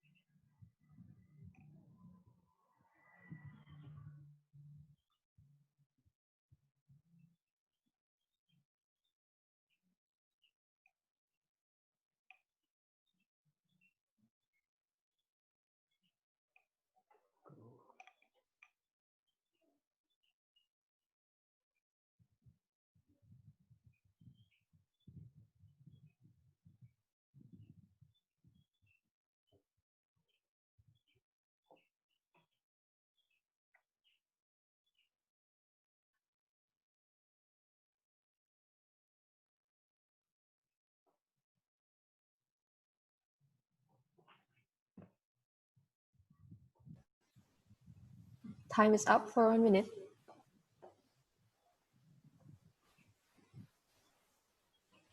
Now we will hear the argument Before the closing argument, it's 2 minutes. We start from Muhammad Sadek as a pro team. Your time starts from now. Okay, let's engage to the case of the opposition team. They say that we were going to able to still achieve because the sustainable development goal, but we'll prove to you on how it could not grow in the kind of pandemic. Because of what? We'll show you on the example of the H1N1 tick virus from the Singapore or from the coronavirus from the Wuhan itself. It means that the country itself is going to be locked down. What is the cause of lockdown? Lockdown means that every aspect of the tourism subject is being going to forcefully close. And meanwhile, there are people can able to going to doing the tourism, doing kind of things. Meanwhile, these are no revenue that were coming from the pandemic itself. And I will show you on how we need to cater together to still supporting the government agenda to doing a social distancing first. As soon as possible, the tourism will going to be massive in the future. We will prove to you why. Because people is going to be look out the questions on what they subscribe in this life. Their life needs to need having a tourism side for doing a pleasure, right? In the very beginning, there are no meaning that you were having a lot of money, but you were not having fun because you were locked down first and the later on. And going to be new normal back in the future, going to the future, but not now. In this time of things, we will prove to you they are unable to grow the economic sector. So what can we do to doing for the betterment of tourism? First, if we're going to be renovations, the things that were already been likeness from the before, or even we're going to be supervise every country of or every tourism subject to doing a which WHIO to doing a hygiene and sanitation tourism side means that every aspect from the people is going to be safer and going to be pleasure and going to be still from the limitation of people because we'll not see the future of the coronavirus is going to be as soon as possible, and this kind of thing is more important rather than just assume that we're going to be having grow in this kind of life. Thank you. Thank you, Muhammad Sadiq, for your argument. Next, we will hear the argument from the opposite team, Josephine Gerlanda as a contra. You have 2 minutes. Start from now. I think that I share the same view as you do, but I disagree with some views, which are you stated before that hospitality industry increase their hygiene and sanitation, in which you mean that hospitality industry try to explore new things, such as extreme sanitary and hygiene measures that will be applied soon in the future, in which you just agree with my opinion before that we are trying to enhance new creativity in this industry. Hence, I want to rebuttal about the arguments you say before that we are not growing right now. I want to state that postponed growth is not equal to not growing.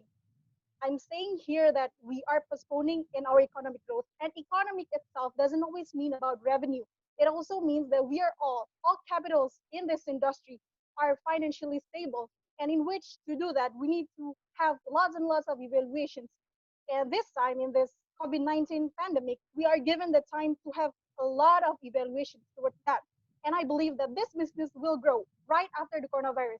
Right now, it's just postponed. And I believe that right after this, our hospital industry will have new creativity, they will have new trends, they will have new promotions, new business enlarging this industry. And to focus more on this lockdown situations is that many local business right now are exploring the technologies, such as local business that sells coffees before doesn't sell it online. They're now trying new online applications in order to sell their things. For example, Turning Point Coffee near my place in Gading Serpong, they're now selling their things through Tokopedia, which is a good thing because we're now in globalization era and this pandemic can stop us from growing with the flow of this globalization. Thank you very much. Thank you, Josephine, for your argument. Now we'll next to give the Muhammad Sadiq for the closing argument. Muhammad Sadiq, you have 2 minutes for the closing argument. Start from now. Okay, ladies and gentlemen, judges, honorable judges, let's engage to the case of the opposition team. They say that we are going to postponing. Yes, in our case, we say so, but in the terms of economic growth, we need to believe in this current pandemic, we still cannot grow in kind of economic.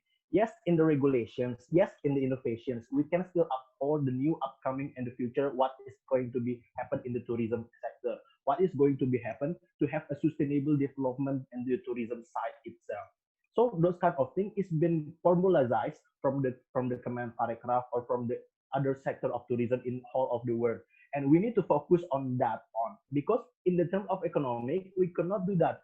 I will show you the proof why. Because in the Indonesia itself, for the command paragraph, for example, is funding for about what 500 500 billion rupiah for the people that is going from the worker tourism, that we're going to be paid or hired from the hotel for the tourism side, for example, like that. Means that the hotel is cannot coexist and cannot give any kind of revenue or cannot give any kind of the visa for their own country, because the limitations of the coronavirus is making the people is could not going further into doing the tourism side. So what is going to be happen in our case? First, it will going to be supervised a lot of people to going to have a hygiene and sanitation, to going a social distancing, to going to be supervised that they need to stay at home as much as they can. If when you want going to be out, you just come out to have a important stuff to buying food or to doing an important job that you cannot eat for if or you're not doing.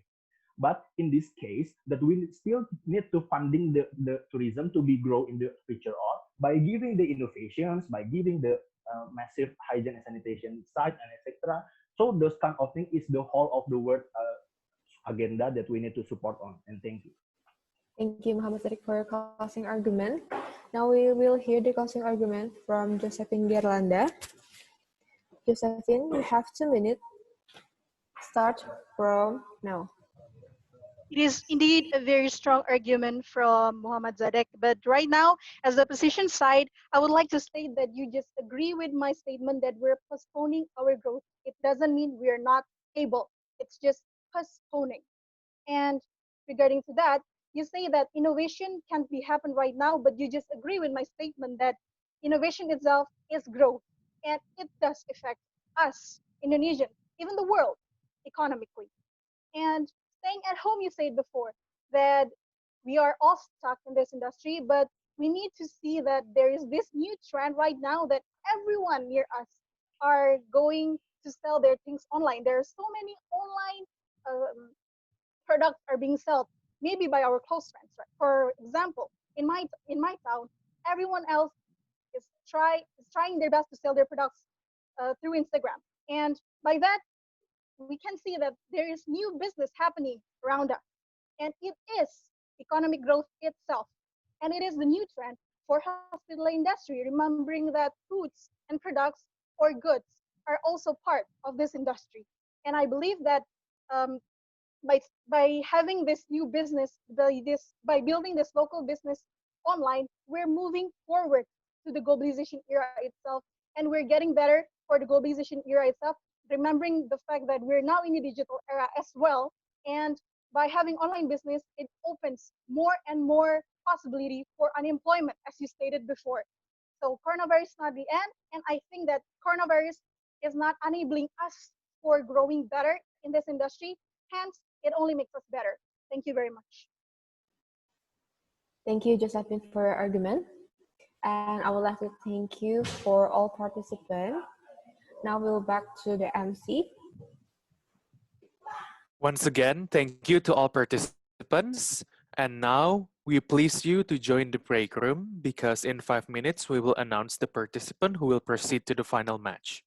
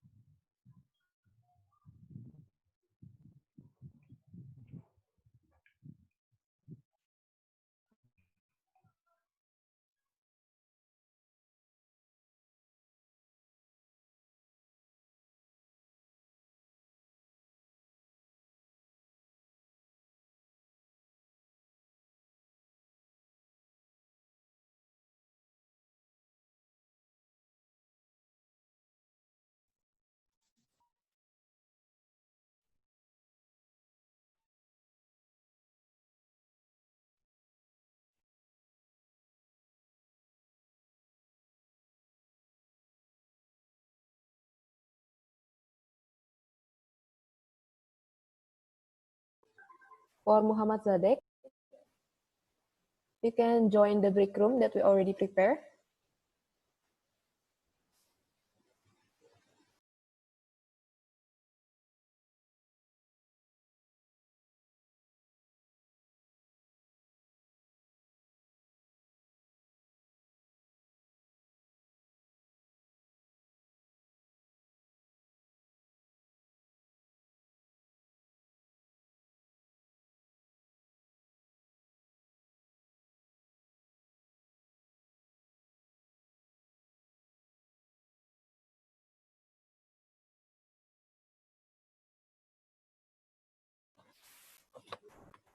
Pak Vasco, Mem Juliana. Pak, Mem.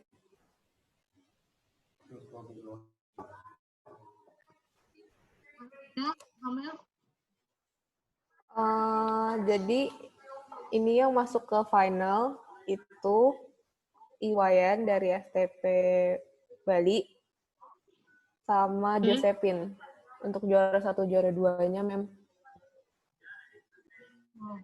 Juara 3-nya itu nanti pertandingannya antara UPH Medan, Jasmine, lawan Muhammad Zadek. Oke. Pak Vasco.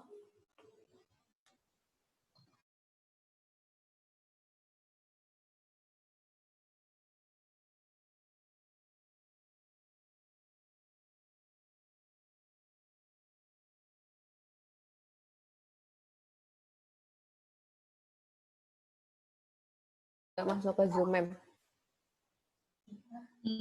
Di kampus kayaknya. Oh, Masuk ke gitu. Datang ke kampus. Katanya dengarnya sih begitu. Mem, habis ini seru nih, Mem. Josephine ketemu Iwayan, Mem. Wow. Tadi Mem dengar gak, Mem, argumennya? Benar. Yang Iwayan. Yang Iwayan sih bagus sih, Mem, memang dari awal. Sebenarnya yang UPH Medan tuh yang bagus Jacqueline. Si Amel. Dia enggak ya? Bentar ya, Mem. Si Amel. Iya, Dre.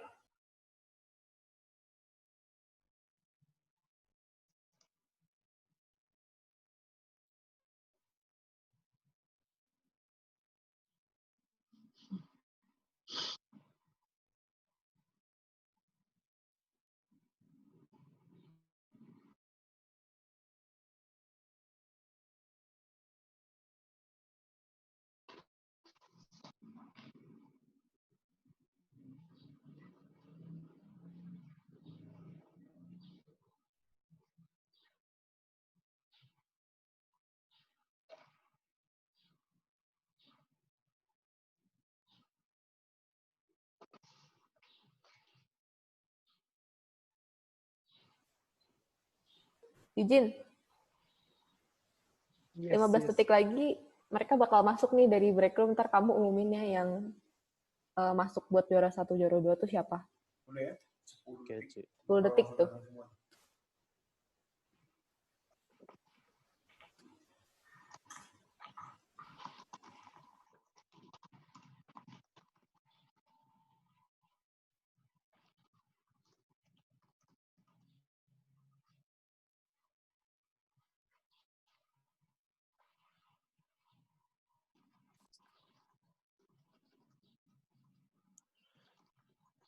The participants who will proceed to the final round are Iwayan Bagus and Josephine Gerlanda.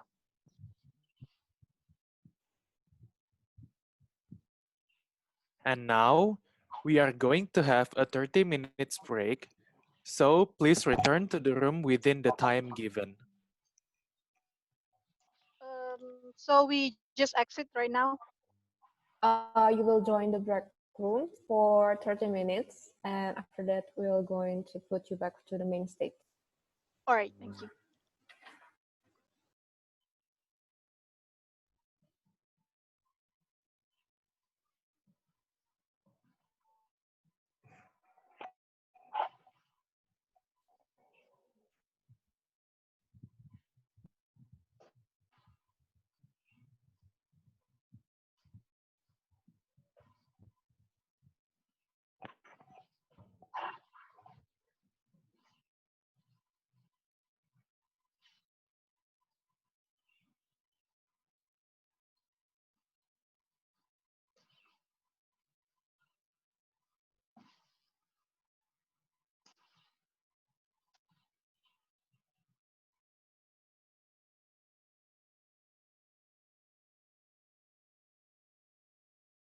ke break room.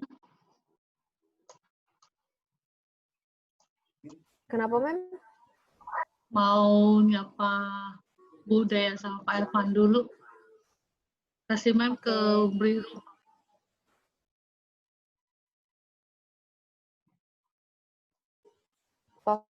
Vasco mau sekalian nggak, Mem? Atau Mem aja?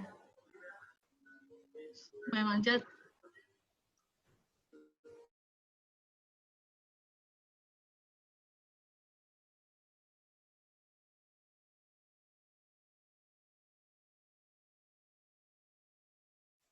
Can you please join the break room?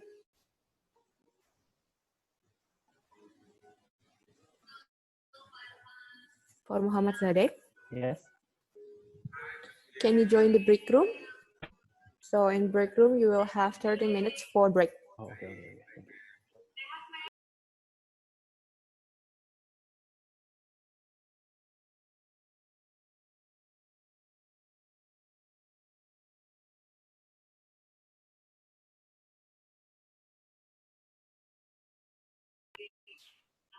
Gimana semuanya? Gimana? Ada kesan-pesan? Udah mau final nih, Jin. Nggak bisa berkata-kata apa, Ci. Cuma bisa bilang sorry, dari tadi banyak salah. Nggak apa-apa sih. Soalnya itu yang bagian third winner, Ci. Aku kemarin baca file yang dikirimin sama Andrea kan. Itu di Terus yang third winner itu katanya di semifinal round gitu. Jadi cari third winner dulu, baru... Adinota doang. Iya, nggak apa-apa sih. Tapi ini sih di cue card-nya sih, soalnya di final round ya. Iya sih, Berarti cuman aku pikir ya. ini cue card kan udah lama, terus file yang dikirim sama Andrea baru gitu, katanya dia baru edit malam-malam. Oh, iya itu kayaknya belum diedit lagi deh. Jasmine sama Muhammad Sadek. Berarti abis ini bakal Jasmine sama Muhammad Sadek ya? Iya. Aku tulisin ya di cue card-nya. Thank you, Ci. Iya. Pasti tadi kamu ini ya, apa? Grogi.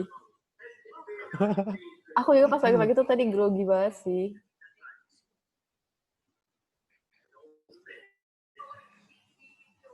Ya.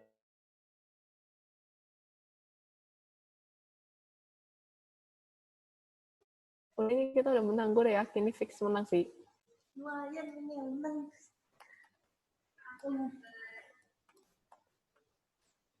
What's up, guys?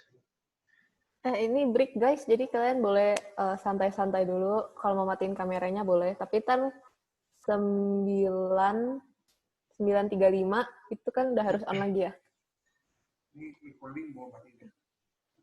Matiin. Vin. Welcome back to the debate competition of Hospitour 2020. We invite the judges and participants to get ready as the final competition will start soon. Yang kompetisinya sekarang nih udah ada yang mulai. Now we will begin from the third winner. Ini media paling nggak bisa lihat. Let us call Jasmine Chika as the pro. Let us call Jasmine Chika as the pro and Muhammad Sadek as the cons. All right.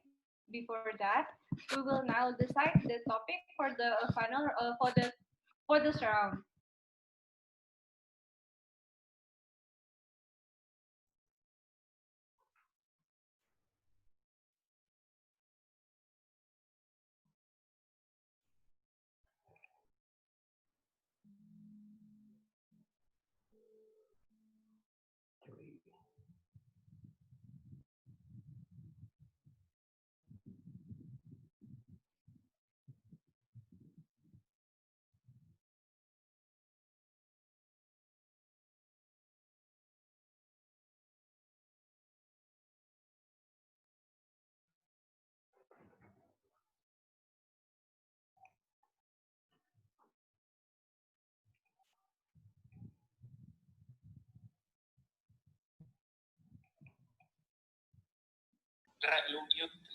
Let me repeat.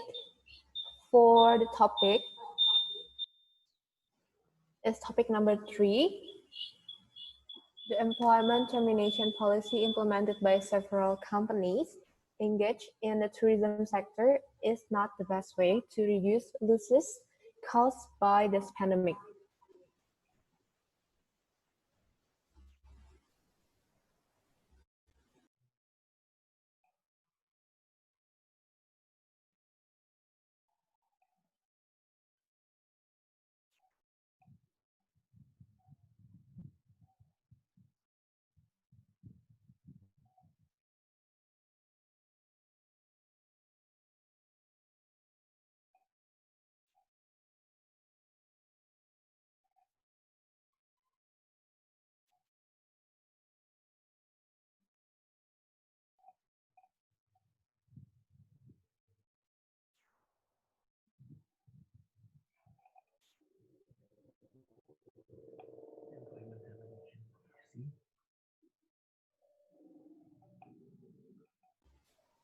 So before we start, let me repeat once again for the topic. The topic is the employment termination policy implemented by several companies engaged in the tourism sector is not the best way to reduce losses caused by this pandemic.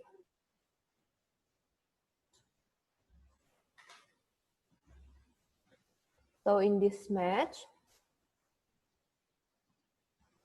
Jasmine Tika will be a pro team and Muhammad Zadek will be the contra team.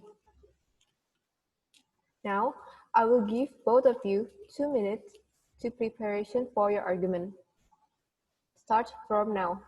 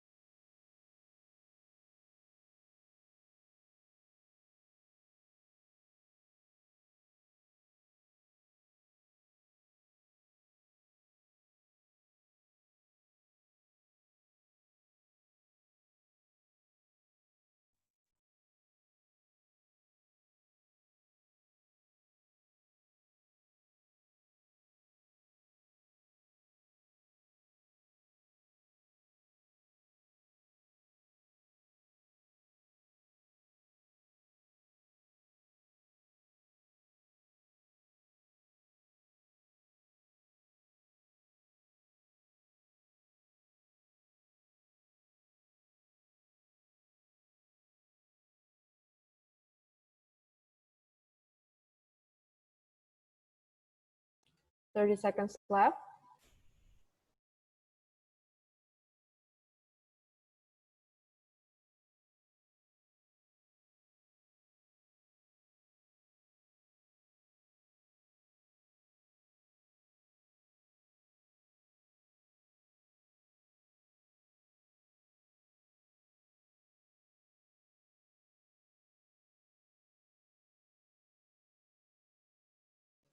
Time is up. Now let us begin the opening argument from Jasmine. Jasmine, you have 2 minutes for your opening argument. The time starts from now. Ladies and gentlemen, as we can see in the present era, due to the pandemic, many companies are taking the decisions to actually terminate their employees to cut on costs, right? But as the government side of the house, we believe that the employment termination policy implemented by these companies, and in tourism sector especially, is not the best way to reduce losses during this corona. Because of why? Because we characterize tourism sector, ladies and gentlemen, as a sector that is very much attractive to customers or to just society in general, right? Tourism sector includes hotels or accommodations, amusement parks, scenic tourism spot, or beaches like Pantai Kuta and then Dufan, things like that, right? So we characterize these tourism spots as venues that really need a very high maintenance so that it cannot work properly or it cannot be maintained properly if there are no employees that are assigned to actually maintain them, right? So we think that employees should still work because these places need more maintenance. For example, hotel rooms need to be cleaned every single day, and then playstations at amusement park should be maintained regularly, and then water sports, for example, or places at beaches need to be cleaned regularly, so that when the tourist spot is ready to be reopened during the new normal, everything is ready and everything is set, right? So we think that the best way is to just reduce working hours, for example. So companies could give more working shift to the employees. They can, for example, work from home, or they can still work at the spot, but with reduced work hours so that the work can be more effective. And the company can take the policy to like reduce their salaries and things like that, but still on a fair way so that it is both agreed by the employees and also the employers. Thank you. Thank you for Jasmine. Thank you, Jasmine, for your argument. Now, let us hear from Muhammad Zadik for the opening argument. You have 2 minutes, and your argument time starts from now. Masih di mute, Muhammad Zadik?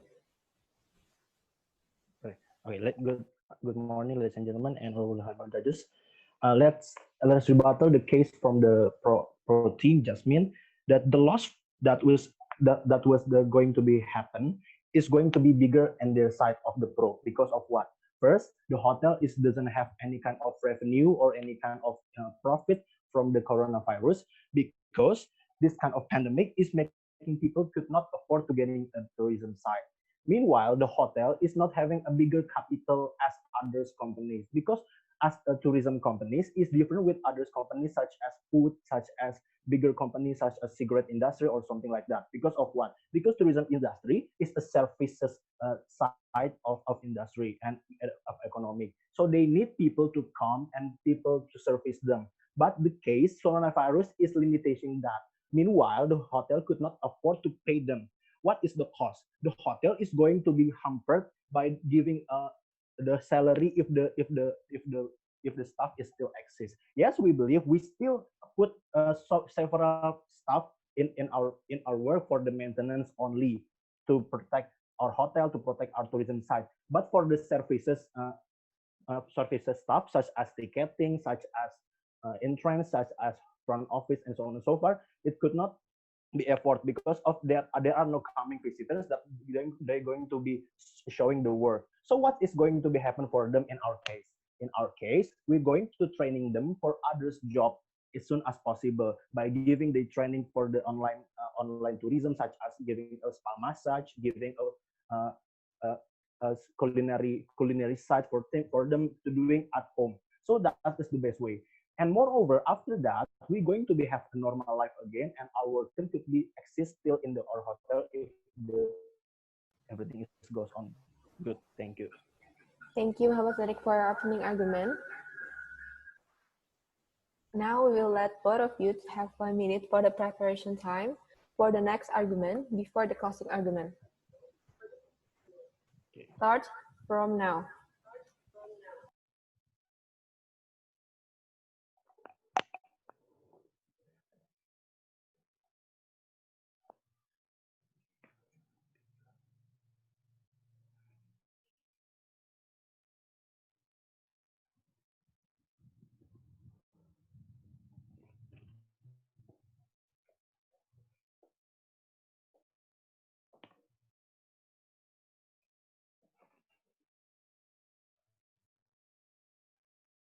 Thirty seconds left.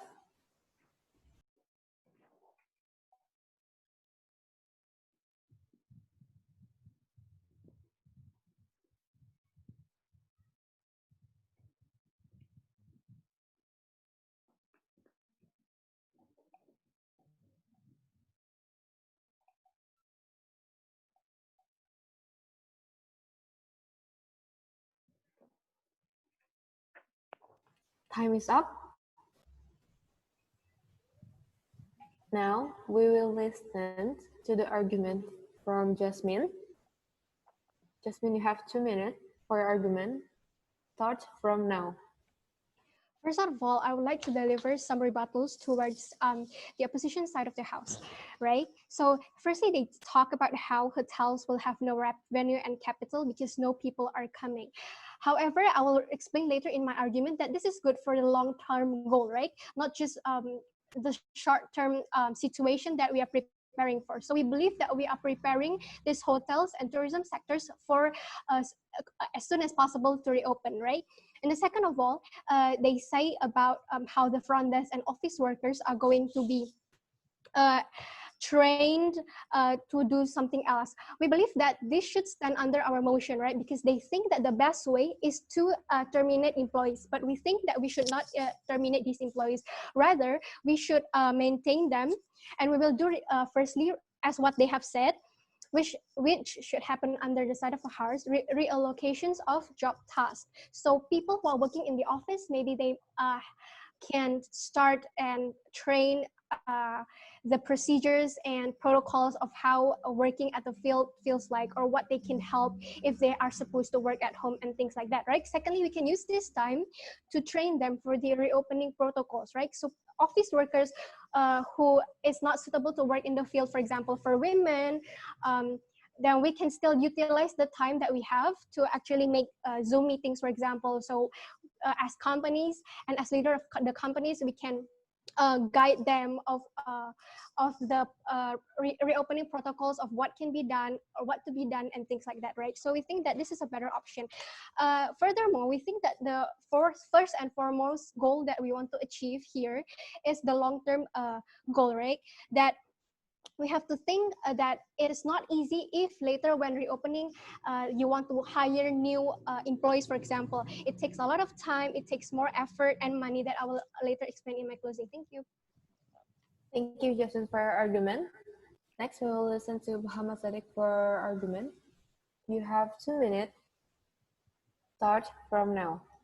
Okay, honorable judges, let's engage and rebuttal the case of the pro team. She said that the company is still coexist with the same amount of the regulations of the employment, right? But we prove to you on how it's going to be more bigger loss toward the companies itself. Because of what? Because the logic is this: company have 1 million rupiah, for example, 1 billion rupiah, for example. But the company is still to pay the same amount of salary for the same amount of people in the hotel, for example. But the current situation is not able to make them achieve the profit. So what is the job that going to be happen in the job? So they're going to be declined because there are no people who are coming. They're going to be idle, for example. Idle means like you stop doing tourism things, right? And that is cost not efficiency. So what is the efficiency that we mean here? In the corona pandemic is we need to keep surviving on, but we're still giving a training. What is the training? The training is already been survived by the Kemenparekraf by telling them to doing a more creative way to doing an entrepreneur in their own home for at least to survive in this kind of coronavirus. Moreover, when the moment in the long-term benefits, when the moment the coronavirus is been gone or at least already been stable, the number, the number of the people that were worker could be happen to the hotel again, to become the companies again, and get the same amount of the salary for them as before the coronavirus. So it's going to be win-win solutions in our case, rather than just focusing on the poor team that were focusing toward the workers, but the company could not survive because of what? Company doesn't have a bigger capital to survive when if you still exist with this current live and with the PSK. So the termination of the contract is the best way to limit the degree of loss from the money itself. Thank you. Thank you, Muhammad Sadiq, for your argument. Now we will back to Jasmine for the closing argument. Jasmine, you have 2 minutes for a closing argument. Start from now. Okay, let's also engage with the arguments of my opposition, right? So first of all, they say that company is not going to able to survive because they have to provide the same amount of salary and things like that. I have previously stated that company is allowed to take regulations and decisions such as reducing the amount of salary, for example, a half from the OMR and things like that, just so that the amount that is given to the employees is enough to fulfill their food and drinks and sanitations, right? So, and second of all, they talk about how it will be more efficient for these people who are terminated so that they can start their own business and be an entrepreneur. Let me tell you that this is not a very easy thing to do, right? As we know on how competitive the business world can be right now, as a lot of people are starting to um, start their own business, start small and start from digital platforms. So how are you going to make sure that you can compete amongst of these existing competitors? Moreover, you will need skills and talents that you can use to actually start your own business, right? What if a particular employee only knows how to like work in a tourism sector? What can possibly he or she do to actually make a living out of his or her own business? I think that that is very strong consideration. And furthermore, when they talk about and when they talk about how these people can actually re-enter the company when things are stable, we think that it's not that easy, right? It's not like just how we choose to go to school and we choose not to go to school. It's not like that. The decision is on the company's hand, and it's not on the employee's hand. We think that there are a lot of company tendencies that also should be taken account of. For example, companies are also taking advantage of cutting employees and giving extra jobs for a certain employee so that they can just reduce the amount of employees that is needed, so that they don't have to pay as much salaries as before, for the purpose of getting more profit, right? So we have to also consider those kinds of reasons. Thank you, Jasmine, for your argument.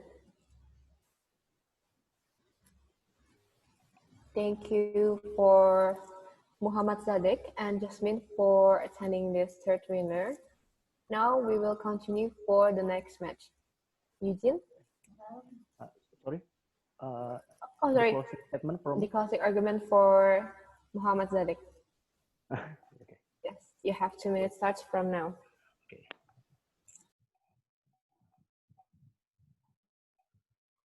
Honorable judges. Okay, honorable judges, let's engage to the case of the pro team. That CC state that it only lessened the salary, but I will prove to you it's still a bigger loss to the company tourism subject. Because of what? The logic is this: the company is taking the money from their pocket to paying the salary that doesn't necessary to doing job. Because of what? The workers doesn't doing any kind of job as regular as before, because there are no visitors that coming to the tourism sector, right, in this current pandemic. So there are zero profit from them. And what do we need the hotel or the workers that if we still put them in the job, for example? In the best case, that we give them the training. Yes, we believe it's hard, but it doesn't mean we cannot do that. Moreover, a lot of people were coming from the staff regularly, but having a good fundamental and doing entrepreneurship, right? A lot of people were doing that in the tourism sector, such as that were having the dapur coklat, for example. It was from the hotel staff, but moved out to the entrepreneur side. So a lot of people that were success in the entrepreneurs. So you cannot say it was hard and cannot be done. Moreover, this is only the temporary things. When the moment the hotel were already been survived, already the coronavirus was not exist again, we still could help them to the job. And as the closing, this coronavirus is same as the natural disaster, such as earthquakes, such as things, because that was unpredictable, right? And we believe in this case, we need to reduce the loss as soon as possible, because we need to survive the tourism sector.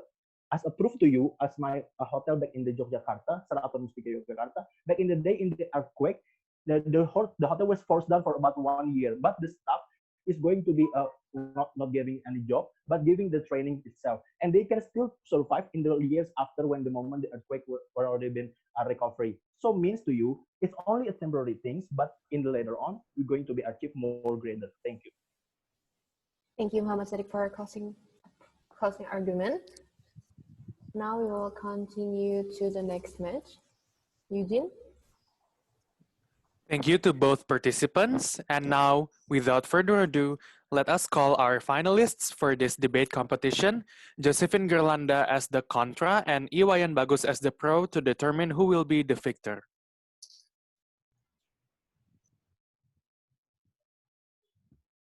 Okay, so now we will decide the topic for the final round with the help of the picker wheel.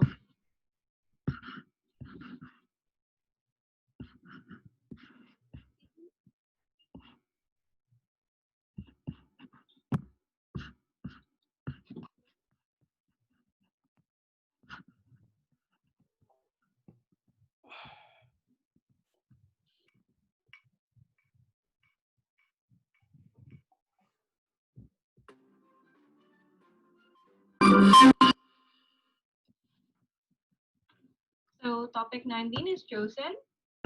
I'll read for the content first.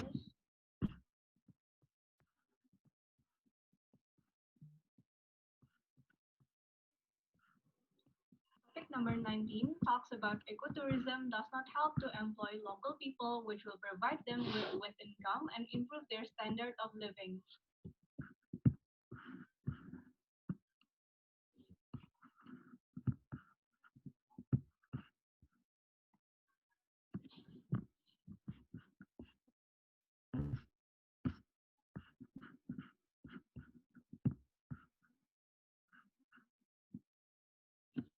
Let me repeat for the topic. The topic number 19 will be ecotourism does not help to employ local people, which will provide them with income and improve their standards of living.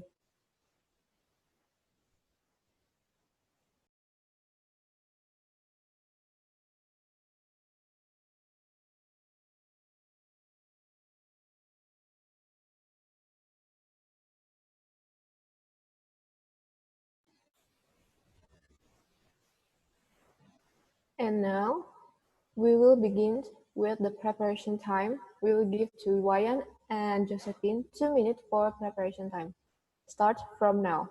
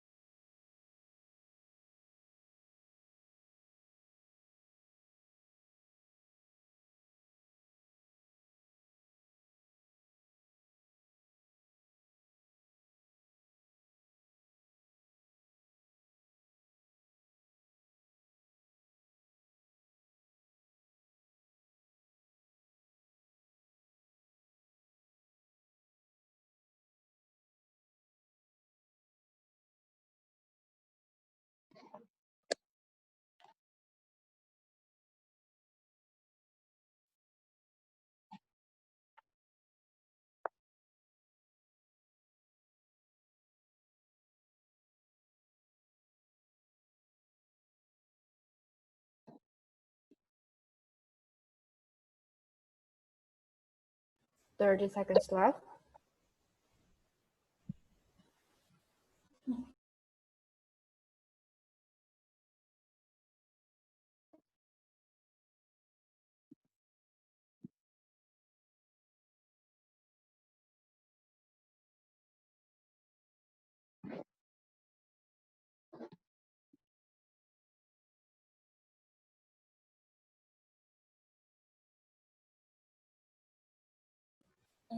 Time is up.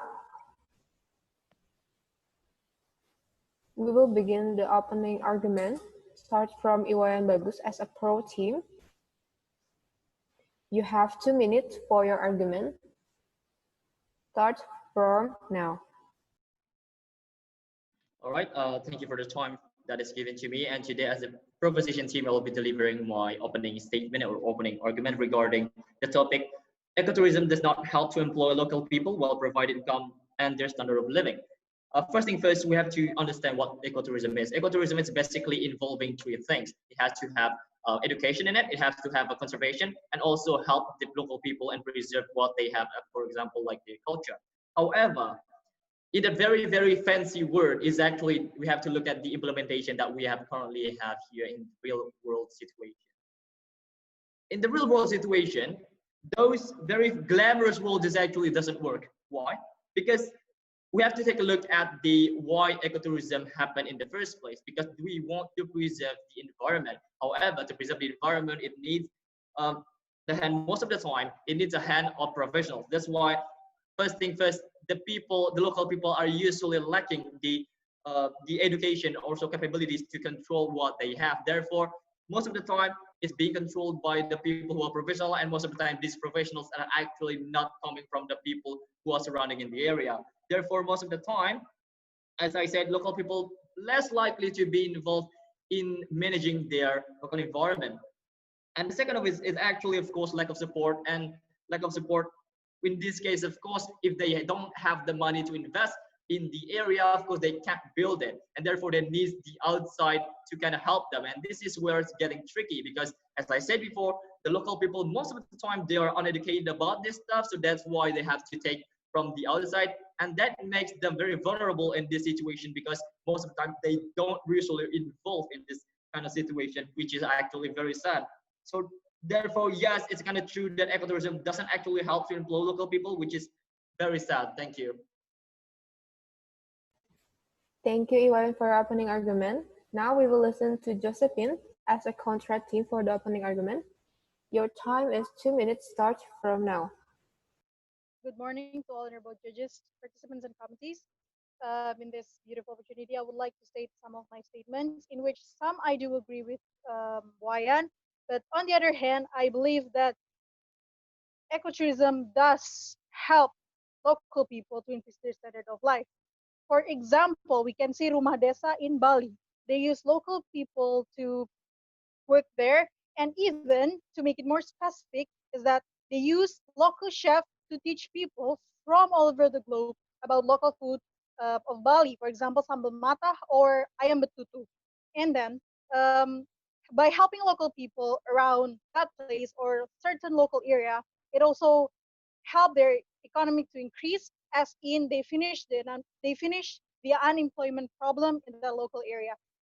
By that being said, it means that people around there are certainly educated and they are certainly ready to serve in the hospital industry, and they are well in embracing their own culture. And by having local people working in local tourism spot, it means that we're keeping the heritage, we're keeping our people to understand our culture better, and it means that we ourselves as Indonesian, we understand well about our culture and we are ready to introduce it to other people. Thank you very much.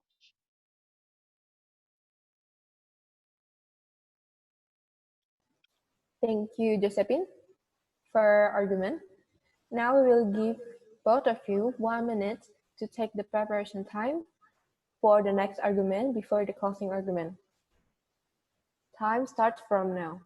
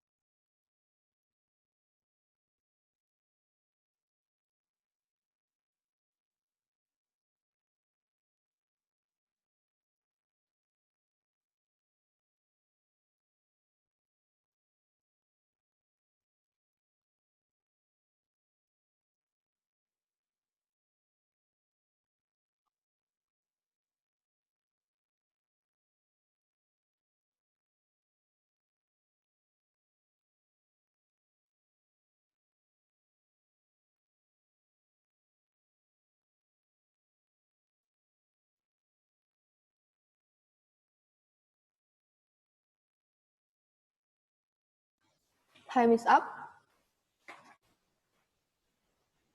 Now we will give Iwayan for the next argument for 2 minutes. Your time starts from now. Oh, thank you very much for the opinion that's delivered by Josephine. That was a very nice delivered argument.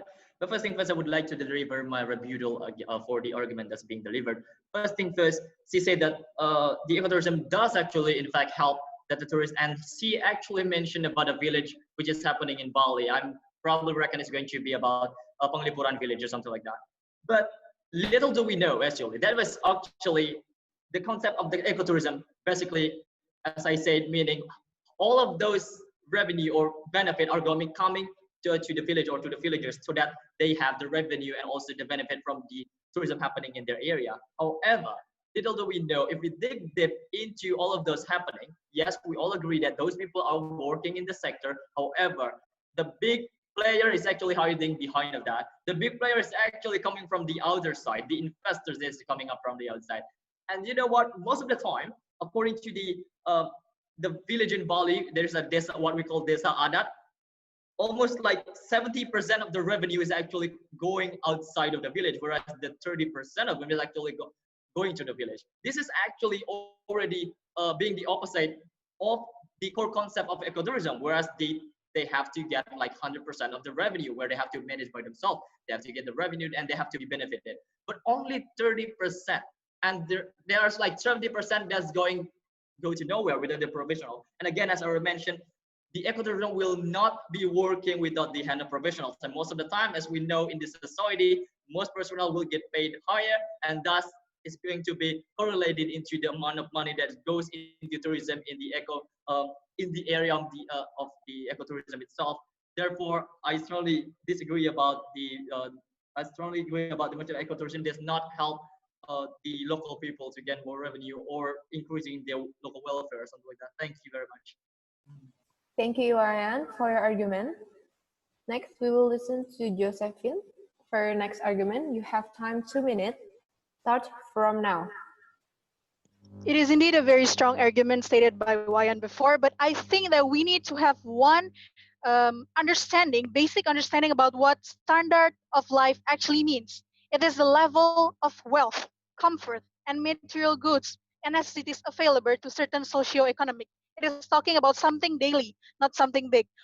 Wayan stated before that it is something more to quality of life, which regards in happiness and something like more to something wording to the village itself. But I guess if the state itself is talking about standard of life, by having local people working in certain areas or local areas as their tourism spot, it does increase their standard of life.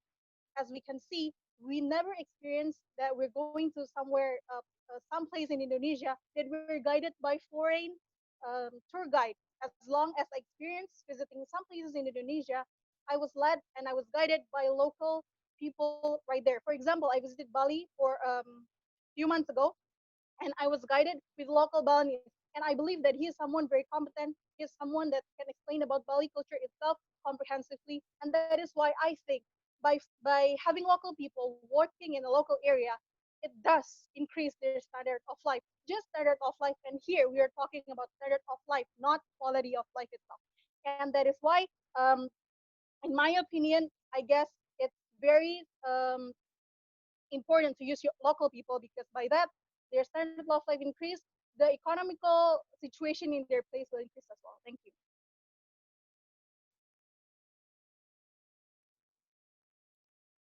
Thank you, Josephine, for your argument.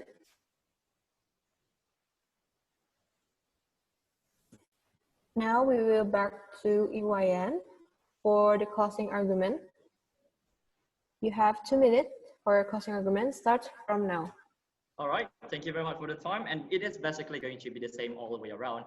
First thing first is mentioning, okay, I would like to deliver my rebuttal. First thing first, he was mentioning about basically the same as previous argument that local people are being involved over there. But the truth is, as I said before, it is true that the local people are being involved. However, there is a big, as I said before, there is a big players behind of that we don't really know.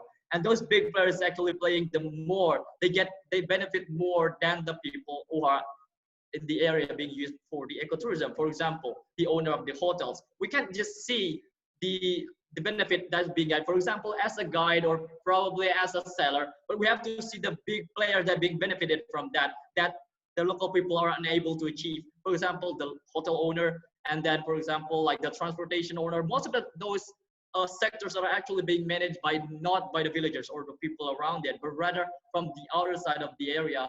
Thus, basically, the amount of income in the ecotourism, most of them are actually going to first transportation and accommodation, whereas those things, some as amenities like guide or probably people working in the sectors, basically get a very small fraction.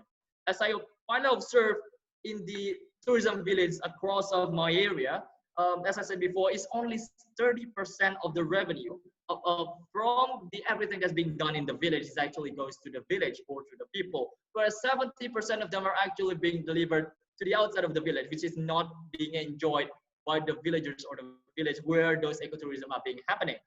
So this is actually against the core concept of the ecotourism, ladies and gentlemen, where the people should be benefited 100% of the area that the ecotourism being held, and also the area itself. Therefore, I strongly agree that ecotourism doesn't help to employ local people and provide them with increased standard of living because of that. Thank you. Thank you for closing argument, Iwayan. Now we'll next to hear the closing argument from Josephine. Your time starts from now. Thank you for the argument, Wayan. But then you were kept on talking about the big player behind the tourism itself. But here, the stance itself is talking about the standard of life of the local people, in which foods they need every day, comfort they need every day. Not about 100% income that comes to their wallet. That's not the idea of standard of life. Standard of life is about fulfilling what you need daily. For daily salary, they're indeed fulfilled from working in the local area. Not talking where the money goes. Like for example, like you stated before, accommodation or transportation. We're talking about their prosperity, not a big prosperity, but their daily prosperity, as in they're fulfilling what they need, what their family need, and something more to something daily, not something as big as what you stated before, as in the bigger revenue. And here again, I think that we finish our unemployment problem in this country by using local people to work in local area, and that is why we can see that by this era we're increasing economically. It is because we're finishing this unemployment problem in our country, and one of the way of finishing that is to use our local people to work for us, not by having expatriates working for us just to give them more salary, and it just keep on decreasing our quality as a country as well. Especially in Bali, I never really see local stores sold by or conducted by those who are not living there locally. Thank you. Thank you, Josephine, for your closing argument. And I would like to say thank you for all participants who already participate in the best competition. Now we'll back to the MC, Eugene. Once again, thank you to all participants who have participated in this debate competition. And that concludes the final round of the debate competition of Hospitour 2020. We would like to thank all the judges and participants for joining us today. The winners of this debate competition will be announced at the closing ceremony on Wednesday, June 17th on Hospitour 2020 YouTube channel. Now, we have come to an end of this competition, and let us unite in prayer that will be led by Mindy. Closing prayer. Father, we want to thank you for being with us throughout this event. Your presence has been in this place from the start to the end, and we want to say thank you. Help us to make a difference in this world for the glory of your name. Lord, where we drifted and said things that do not bring glory to your name, we ask you to forgive us. In Jesus' name we believe and pray. Amen. Thank you, Mindy. Once again, we would like to remind everyone that the winners of this debate competition will be announced at the closing ceremony on Wednesday, June 17th on Hospitour 2020 YouTube channel. As a part of Hospitour 2020, this event is sponsored by The Peak, Monang, Kokita, Boga Sari, Kurnia Mitra Duta Sentosa, Raptor, and and Santino. On behalf of Pelita Harapan University Faculty of Tourism, we would like to thank all participants and the honorable judges for joining Hospitour 2020. Thank you, and we are looking forward to seeing you again on Hospitour 2021. See you! Thank you, everyone. Thank you. Thank you very much, Thank everyone. you, everyone. Thank you.